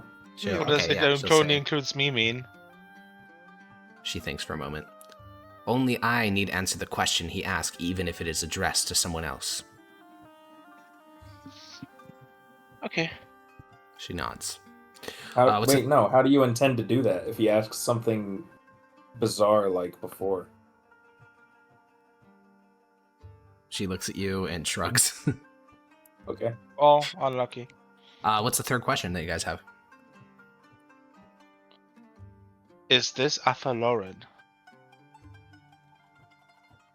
Oh, yeah, she's gonna look at that written down and think about it for like a bit. Because that's a proper noun. Oh man, you guys are making this hard for me. And you never use proper nouns with this? No, not really. If she looks like she's struggling, Granny, I can write down and as an alternative, like Alduin equals home of the Fae or something like that. Yeah, she nods, but even that's a bit too close. Okay. She'll say, "You've come to a realm of lessened magic. Is this place growing closer to your origination?" And the dog will think for a moment. He'll sort of do a very dog-like thing. He'll use his back leg to like scratch his neck. That being on a human face, it's not right. It's so wrong. Pet him. And then he'll say, "It's getting there." And then he'll peruse the 3 of you. 5 of you. I don't know why I said 3. The 5 of you. And he'll look next to Zednius' head, and he'll say, "Do you really think Tel Corral can return?" And the lady looks really confused, and she looks over at you, Zednius. And I look at her. I look at her the same way the other 2 looked at. Yeah, she'll scratch her head and say,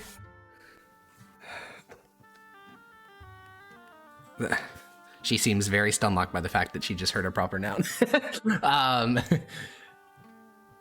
She'll walk over to you, write down on the piece of paper, "Alternate name, please." I don't know an alternate name for that. Oh, fuck. Oh, God. Oh, fuck.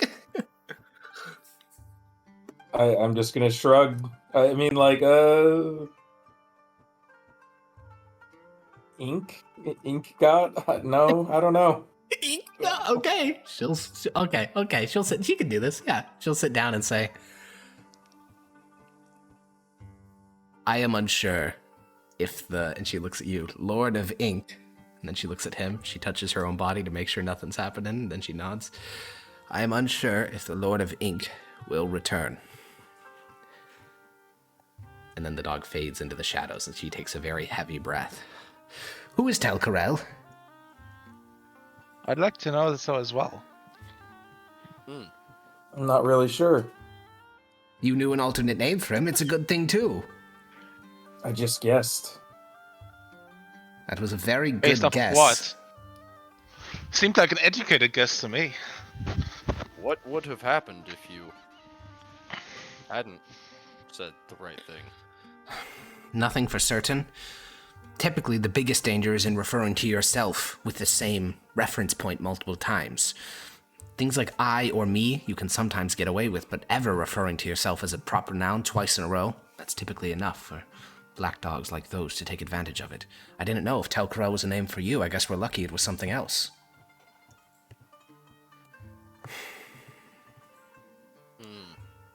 Yes, lucky. Either way, I can't speak to him again tomorrow. Until tomorrow. That's our agreement. I hope this was helpful for you and shined you down the list with the written down answers. Is he still in front of us? No, he merged back into the shadows of the tree. So he's like invisible, or? He merged back into the shadows of the tree. Like he became liquid and merged into the shadows of the tree. Can we try to talk to him? There is no dog there, there is Shadow. Yeah, but we can call out, right? She will shake her head vehemently. Unless you're very certain of what you're doing, I'd not recommend it. The oath that I made was because I knew upon that third question where I'd have to answer it, I could work around it. I wouldn't trust you to do the same. And these are high-stakes things. The first boy who discovered the black dog, well, I don't know his name anymore, even though I know he was close to me. What happened to him? Is he gone? I don't know. I don't remember. I just know that there was once someone close to me. He came into the graveyard. I don't know his name. I don't know his history. I only recognize his voice, and it sometimes comes out of that dog. Should we move somewhere else as we talk? It doesn't matter. Our pact is that he is summoned for 3 questions and no more, and at least when I am present, he won't speak until the following evening.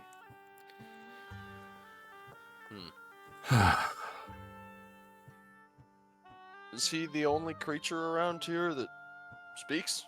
Yes, the rest are too shy. Oh, so they can speak, they just don't? Any pranks or magical castings happening? No, they're not comfortable enough with us for that yet.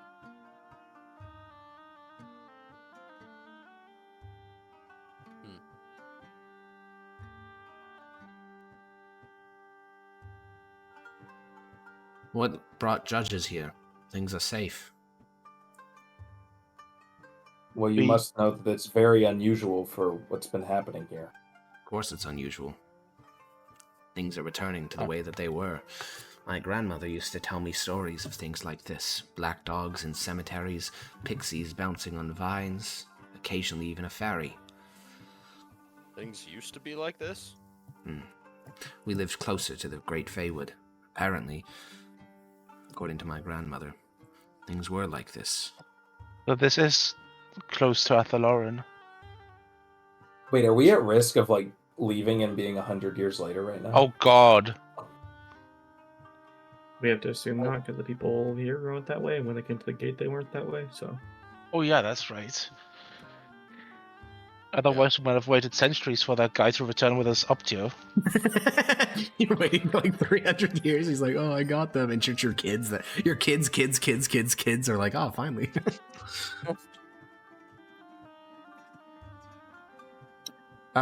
Yeah, I don't think she has much else. She just starts to enjoy her picnic basket. She got a whole thing for this.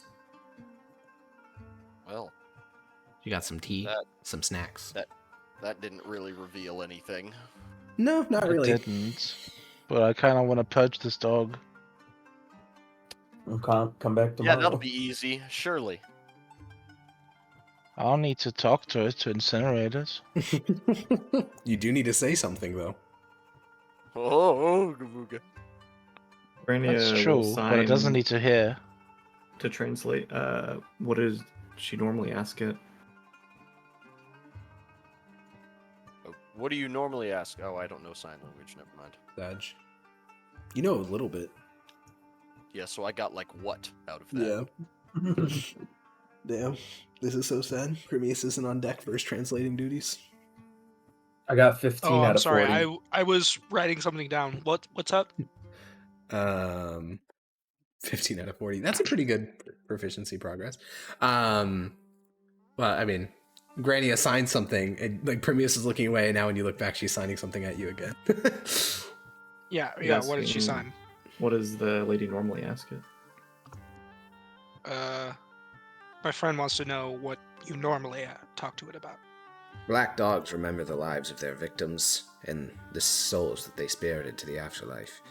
I've been trying to learn more about whom I believe to be my grandson, who is lost, and about other people of the village who have died. Would you, do you consider this black dog to be a negative on your community? No. Even though it's stolen your grandson? He did not. And might steal more people? It won't steal more people. No one else would speak to it anymore. They know better. Maybe one day you'll slip up. No. You almost slipped today. And that'll be... I slipped because it knew something about you that I didn't. I would never have made that mistake if it were myself. Granny will sign. What does it normally ask for its third question then with you? It always tries to get at my name. However, every time before I come, I prepare an extensive list. It tries it in different ways. It asks about important memories. It asks about things that I remember, actions that I've done, children that I've had. It's trying to slowly work its way towards the thing that I identify with the most, but the key is preparation. And what if you slip up one day? If one day I do slip up, no one will remember it. And then nobody will remember the rules. No likely And then remember more the people would rules. become victim. You're trying to paint a scenario that simply will not happen. Oh, I'll be right back. 5-minute break. We'll be right back. Okay, we're back. That was really fast Ethan, break. I called you a center freak after you said you went... No, I don't know what that was, but we're gonna dive back in. So, all right, we Sorry, are I back. started blasting. We are back, and dude, when I said no, I tried to cover my own mic, like that would mute you. Okay, anyways. Get him, mods! Crash the skull! So, we finished talking to Sopianka and learning about her deets, and where to next? Where to next, indeed. There are two other communities. The P1? Turok and Mogolino. Oh. You say the P1? We should go to yeah, I said the T1. We should go to the T1, and then whoever we contact, we should ask about the M1 since we don't even know anything. Mogadishu. Yes. That's crazy. Okay, so we're going to the T1? Turok. All right, you guys go find your guide. It's starting to get later in the day. You'll probably have to spend the night at find Turok. some dinosaurs there? And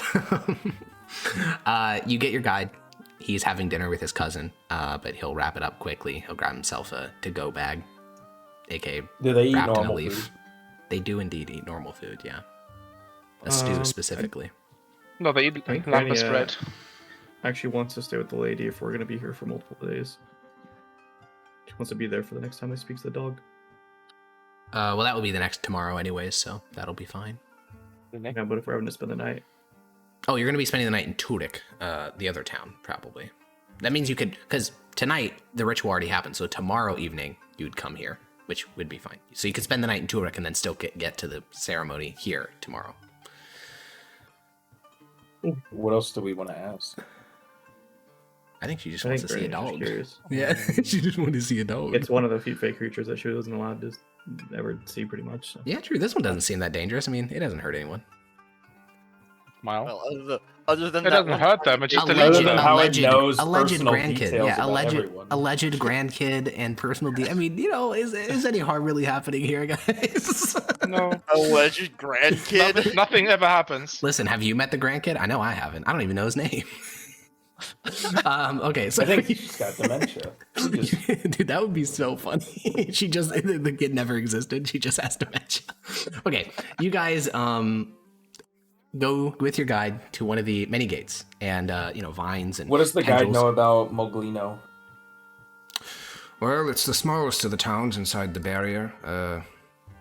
My wife was born there. It's a good little village. Has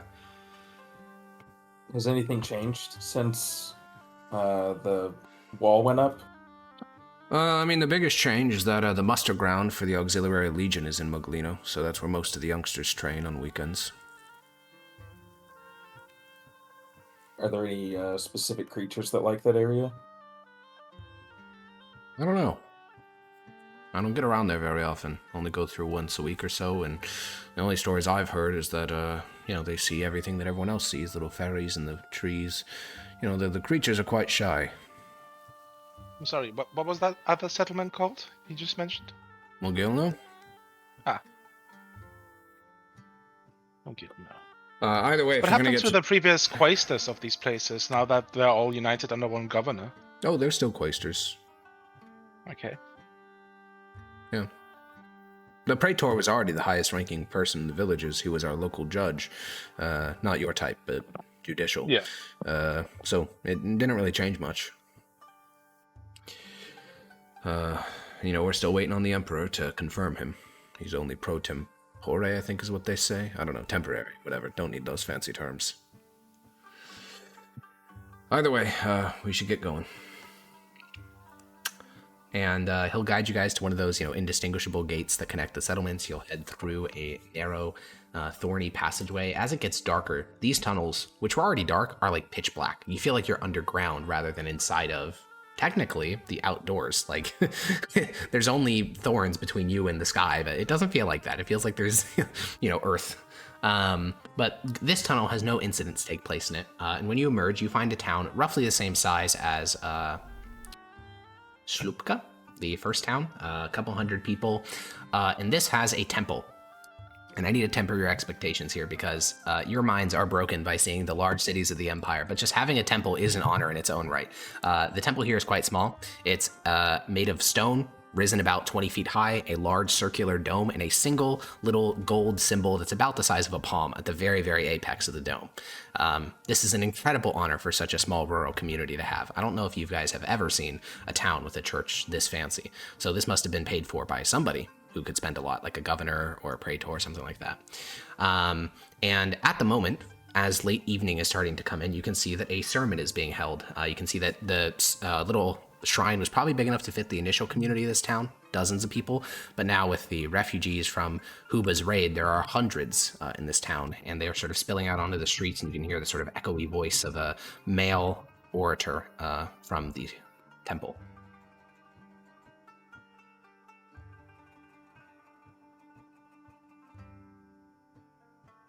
Want to go and listen? Yeah, I'd be curious to see what he's preaching. I would kill someone. And then Premius might, go crazy. Okay, so Premius, while everyone else goes to listen, what do you want to do? Kill someone, smile. I don't know. Oh, the Optio also isn't going to go listen because he's assigned to guide you, so he'll just look at you and say, well, there's a good bar in town. It's the only bar in the settlements. But if they get their alcohol, they have to brew it themselves, right? Yes, they do it in the basement. I mean, it's just beer, it's nothing fancy. I think we only have one wine bottle from outside. Reserved for celebrating the confirmation of the province.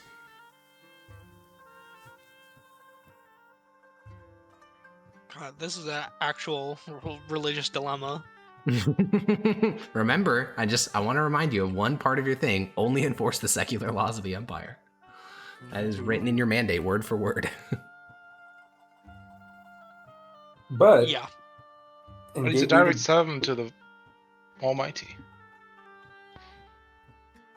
Anti-imperial thought is a secular crime, but heresy is not a secular crime. So, I mean, technically they could do the same action, you just charge them under a different crime. But I'm just saying, if it comes off as you guys enforcing religious law, that's gonna your boss will not like that. Yeah, I think it's wouldn't just we best. be able to see Faye like as an invasion, and then?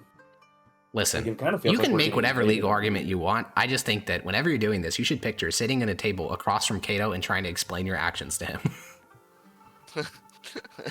Like, because that ultimately is the only person you have to convince. If he thinks you're in the right, he'll just smooth it over. I mean, Cato doesn't seem very Faye sympathetic, does he? I don't think. Hey, I'm not saying you're wrong. I'm not saying you're right. I'm just saying that's your target audience. So think about what he would accept. I think he'd prefer us to come back and tell him and him deal with it. Well, I don't expect us to like go to war against the Fae Ray. We'll probably die if we, try to take on this whole realm.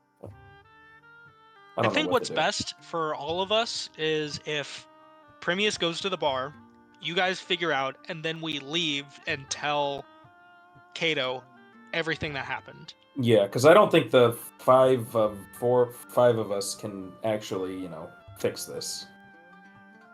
Well, I don't. Yeah, I don't think so. Unless we find the portal and we dispel it. Which you do have a literal like mine detector that says, we're closer, you just need somebody to share that information. Yeah, we don't know that. Not in a million years. So. That's fair. Okay, well, in the short term, right now, what do we want to do? Everyone but I want to see Premius. Yeah, exactly you guys are walking what to this this temple. preaching. Yeah, everyone but Premius is walking to the temple. Premius, where are you going? I'll take that guy up on the bar. Cool. Yeah. Yeah. I'm curious, mostly for Premius, since you're not going to be there for the temple scene. What is your vibe on the people that you've met in town? Like, obviously, you don't like this cleric, because from what you've heard about him. The governor, you kind of didn't like the moment you met him. What about this guy? Like this guy, veteran for 20 years in the legions, he's kind of just going along with what people in authority are telling him. He's like, oh shit, you're a governor? Well, I guess so. Like, until someone tells me differently, I'll follow you. What do you think about these guys? Like, the foot soldiers of Athelina. They lack conviction. Okay. All right. So, the four of you, the other four, you begin to make your way to the temple, and seeing Judge's badge, the crowd will part. You will be able to get a pretty forward seat in the temple. You can see that at the altar is a reliquary, and these are always fancy. This one is especially fancy, though. It looks like when the refugees fled Huba's raid, they must have taken the contents of other churches with them, because you see that there is not one cleric in this temple, there are two, and there is not one reliquary's worth of stuff, there's like 6 or 7. This is a stacked temple. This is probably the fanciest temple you've ever seen outside of a major city. And standing up at the altar is a man, mid-30s, golden glowing eyes, white robes with green trim. Beside him is a woman with golden glowing eyes and much more traditional garb, white robes with golden lining rather than green.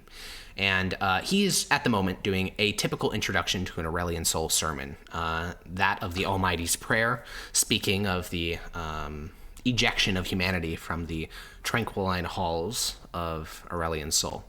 But as he sees, the crowd swell, and he sees, 4 judges within his temple, he will continue and say, "And thank you all for gathering here for this evening's ceremony. We must remember the blessings that we have been granted, the grace that we were able to bestow upon our fellow countrymen. There is a parable within the Holy Book that I think it is worth remembering. It says that when the walls of ancient Sedalia fell, and they came tumbling down to the earth, and the invading army swarmed in, the only thing the people of that ruined city could hold to heart was their faith in the Almighty. And in moments when the Tabrashan devils were riding through our villages and towns, burning and pillaging as they went, obliterating our churches, defacing our homes, killing our livestock, the one thing we had in our hearts was faith. And in that moment, the Almighty saw a gift for us." And he'll reach over to the altar and pick up a small scrap of green cloth. "A saint he sent down to us from the heavens, not dissimilar to Pelinal or Captiosin or Lucretia. This blessing," and he points into the ceiling where a small opening in the very, very top of the dome reveals that holy symbol. And you realize now, you can only see a distant golden thing from the distance. This is not a burning brazier, the default holy symbol. This is a fluttering cloak of gold. "A saint sent down to us to protect us from the violence of the outside. Who can gaze upon his works and not recognize his hand in it? This is said within the Holy Tome, and this is said of the barrier that protects us today. And it is good to remember what protects us." And the next little bit is dedicated to individuals in the community who are having problems, and almost all of his recommendations when he gets to the person in question is either A, pray to Aurelian Soul, or B, give an offering to the Great Barrier for their problem to be solved. The person next to Father Duzion, she seems less enthused by some of this practice.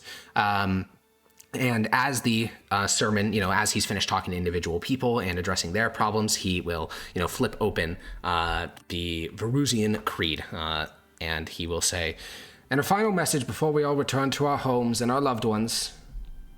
It is important to remember that there are new denizens in this blessed home, angels sent down from him, whom when they are granted grace, grant grace unto us. For it was not me, but a prophet who said, when the angels of his almighty Lord are spotted, they will first inspire fear and terror, but one must know through their faith that they are there to protect them and shepherd them onto the halls of his grace.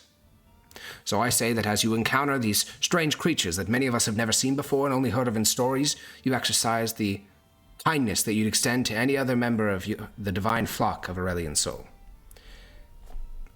Have a good night, everyone." And slowly, people begin to exit from the hall.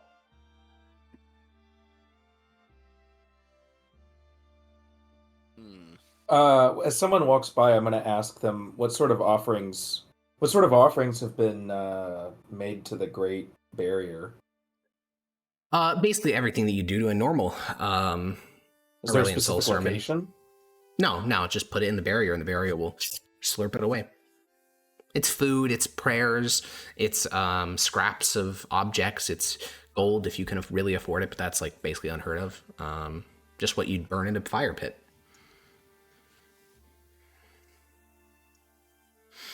And a couple people have stuck around to have individual conversations with Father Duzion and Mother Marian. They also use, cantrips and limited first level spells to cure, illnesses and coughs and things like that.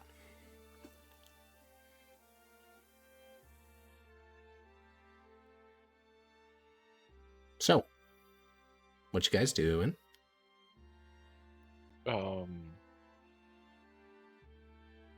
God, I'm so glad Premius isn't there.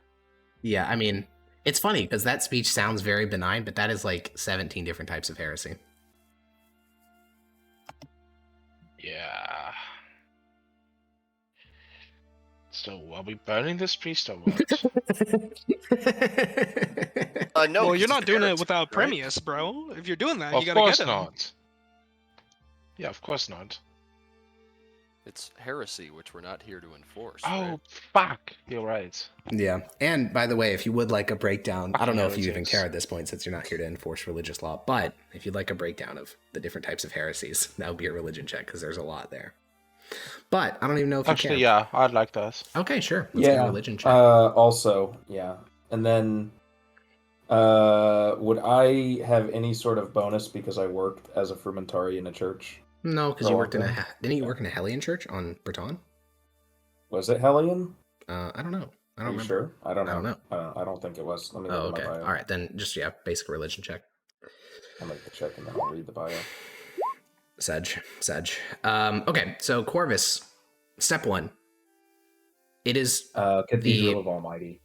Oh, okay, yeah, that's definitely an almighty church. Aurelian Soul, you're not supposed to worship anyone other than Aurelian Soul at this level, and to directly give offerings that were meant for Aurelian Soul to any other character, including even the Emperor, is a form of heresy. To hold a random fucking guy that hasn't been beatified or canonized or sainted equal to Pelinal, which are not just saints, they're heralds. They are like literally viewed as a shard of God. To say that a random fucking guy is insane. To say that Fae are angels is also like heresy. To say that everyone in the divine flock should be treated equally also violates the Varusian Creed, because within that it is said that some people are more equal than others.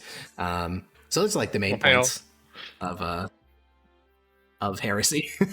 Any individual one of those could get you in big trouble, but in combination, that's like an inquisitor's dream. What is the cloak symbol? That is like definitely the green.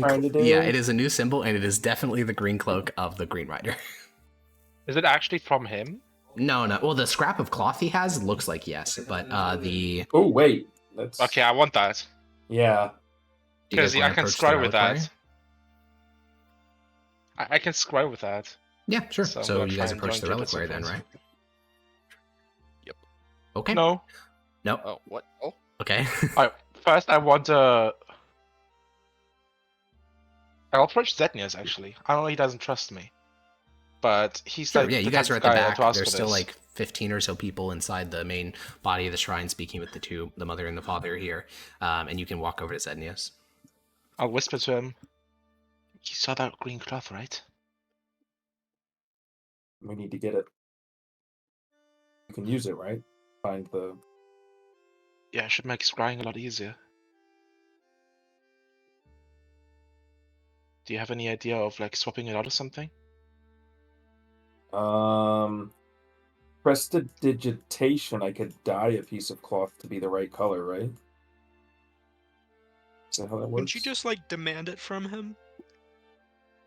Well, I I don't don't know want to create about that real big law. of.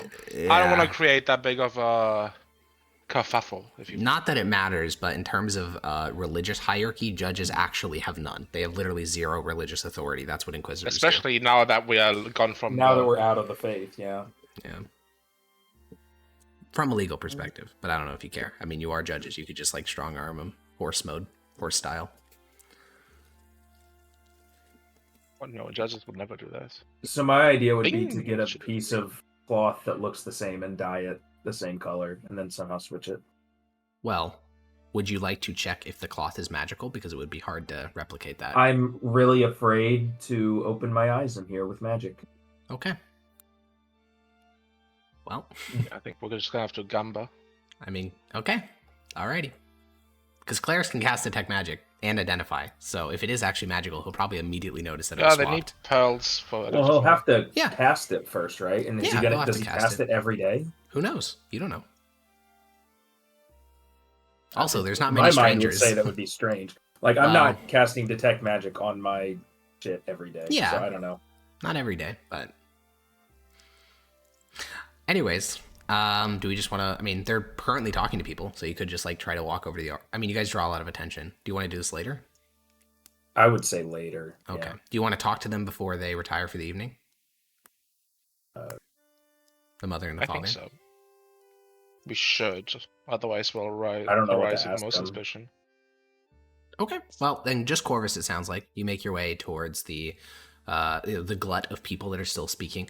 They seem to have formed into two distinct lines, speaking with the mother and the father, respectively. It's not really gender-based. You don't know what why people choose one line over another, but the one for the father is about double the length. Do you have a preference on who to talk to? Yes, the father. Okay. You join the much longer line. And it takes about 45 minutes for the last person in front of you to finish talking with him, and you can sit on the pew beside him. And he says, "Greetings, Lord Judge." That was quite the interesting sermon. Oh, I don't think it's all that unique. I've heard Archidendrites and Patricia speak, and I think that they have much more power in their words.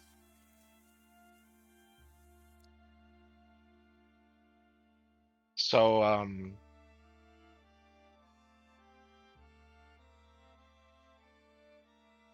this blessing, this blessed wall. Yes. You seem to really revere in it. Of course. What makes you... Don't take this the wrong way, but how do you know it's really sent by Aurelian Sol? It's all right. People of the community have asked this question, and it's a fully reasonable question to ask.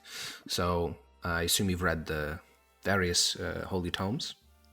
Of course. The Almighty is all good, correct? Is that correct? That is indeed correct within Aurelian Sol mythology. I do have a book on the Captiosan Creed on me. Well, the Captiosan Creed? Yes. He's got the heretical one. Yes, within the I do. Captiosan Creed, he is not all good. Within the Verizian Creed, he is. Which is the canon of the Empire. Yes, Bing Chilling, yes. Yeah. Yes, the Emperor is all good, and everything he does is good. He is incapable of doing an evil act, for he is the definition of what good is. And so, if a large-scale good act takes place, the saving of hundreds of thousands of people's lives, I believe 1,300 within all of this land, and we are granted new blessings and food and a paradise, not dissimilar to the Edenic reality of our early progenitors, the only logical conclusion is that this was an act of his will, elsewise such good cannot enter the world.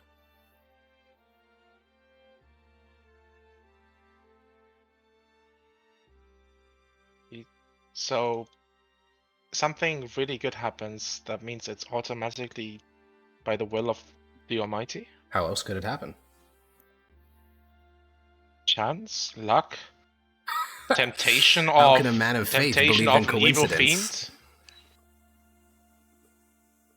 What if it's intentionally a placed temptation by an evil... This is a thing figure? I've greatly worried about. You hear stories of golden bulls and other such creatures pulling the faithful towards false idols away from the main path, but... Exactly. Yes, I'm aware of such concerns, which is why I have prayed on this deeply, and I've heard his voice in my prayers. You've heard his voice. I cannot expect this to work for, other people who have not heard it. I wouldn't expect my revelation to change anyone else's mind, but I saw him when I died. And I've heard his voice since then, and he has told me that this is a great blessing upon us. Well, can't really argue with the man himself, can you? Color is his eyes. Golden glowing. Yep.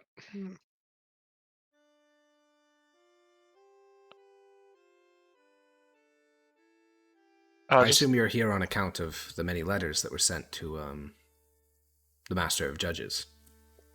Yes, we had to investigate because yes, the last time the letters were sent, it was still reported as a evil doing thing. It took a while to recognize the good behind it. At first, even I didn't understand the magic cast by the stranger who I did not recognize.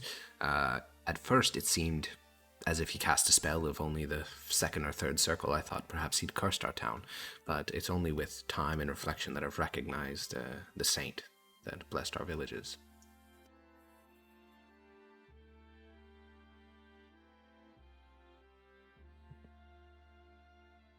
All right.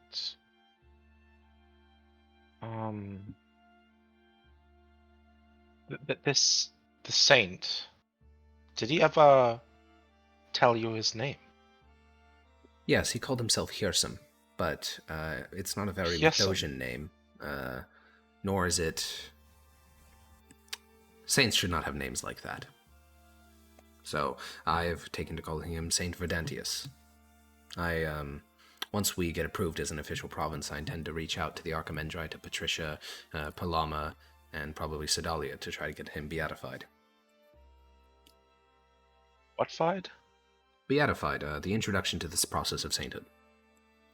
Oh, I'm sorry. I'm not... My religious knowledge doesn't reach that far. That's all right.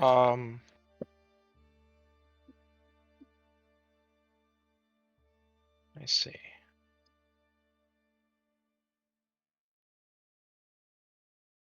Well, I think that's really all I can ask of you for today. Yes, of course. And please continue on. Walk with the light of the Almighty. You know, you're actually chosen by his earthly avatar to serve in your duty. I would say that the work of you judges is tantamount to holy warriors. Thank you. It's great to know that we're being appreciated. So you withdraw back to the rest of your comrades, and this guy's batshit insane. You guys can. You'll need to find a place to stay for the night. That will be easy. You are judges of the Empire. They'll put you up for free. You can go recover Primius. And is there any conversations that any of you guys would like to have before retiring to the shed that's being provided for you? I want to keep in mind, you tell him anything like too much, he's gonna go kill him. Like I'm just gonna say, we need there. He has a piece of the as long as we're like secluded, right? Yeah, you guys are on a shed behind some guy's house. Unless there's some kind of invisible pixie that's listening in or whatever. But as far as I know, there's nobody here. Hold on, before you say anything, I will use another divine sense. There's a Fae and a Fiend within 60 feet. Yeah, I didn't go. The fluttering one. Fuck. Oh, yeah, I forgot about those. But he doesn't know. Caught onto that when he said it earlier. Yeah. I mean, I knew what the Fiend was. I assumed there was a bunch of Fae, but fluttering one also makes a lot of sense. But I'm gonna. You said a Fae and a Fiend. I'm just gonna assume they're not within 60 feet, or I'm just gonna say it anyway in a hushed tone. There's a piece of his cloak in there. I think we should try to get it. I agree. And this will help with scrying. Yes. It'll help with Corvus locating our target. Yes, it would help an incredible amount. Have any of you thought about had any ideas on how to do this? We could try to swap it with another similar looking thing. For now, I would like to stay that. How much of it do you stay far away from this? The scrap is more than enough for his spell. What I'm asking is, what if we just took like a strand, like a thread? That would work. Then we don't have to take the whole thing, so we could just pull one thread from it, and then... Well, it sounds like we're getting into the planning stages of a heist that will likely happen next session, so... Yeah. Is there any final things relevant to right now that you'd want to have a talk about, or reactions to what you saw? I mean, like, Maximus, you're not super religiously educated. What was your general vibe on what you just witnessed? It all seems accurate. Yeah, I mean, he's pulling passages from the holy tomes. He's talking about, being kind to your neighbor, and yeah. If that's actually what this is. Yeah. Alrighty. Well, we'll pick this up next week, likely continuing. The last thing I would want to say to Premius is, oh god, stay away from the priest, because you're gonna want to kill him. It just makes him want to kill him more. Yeah, I was about to say. Now I'm like, well, now I gotta kill him because now, like, I know it's what's the fuck went down. I can no matter what it was, what it's like the worst of whatever you think it is. Well, you know? to be continued. Your imagination's running wild. Or not next week. The week after next, we will pick up here with our little Thistle Patch Snowing adventure. chaos. And yeah, we'll figure out how it goes. So, bye-bye. Bye. See ya.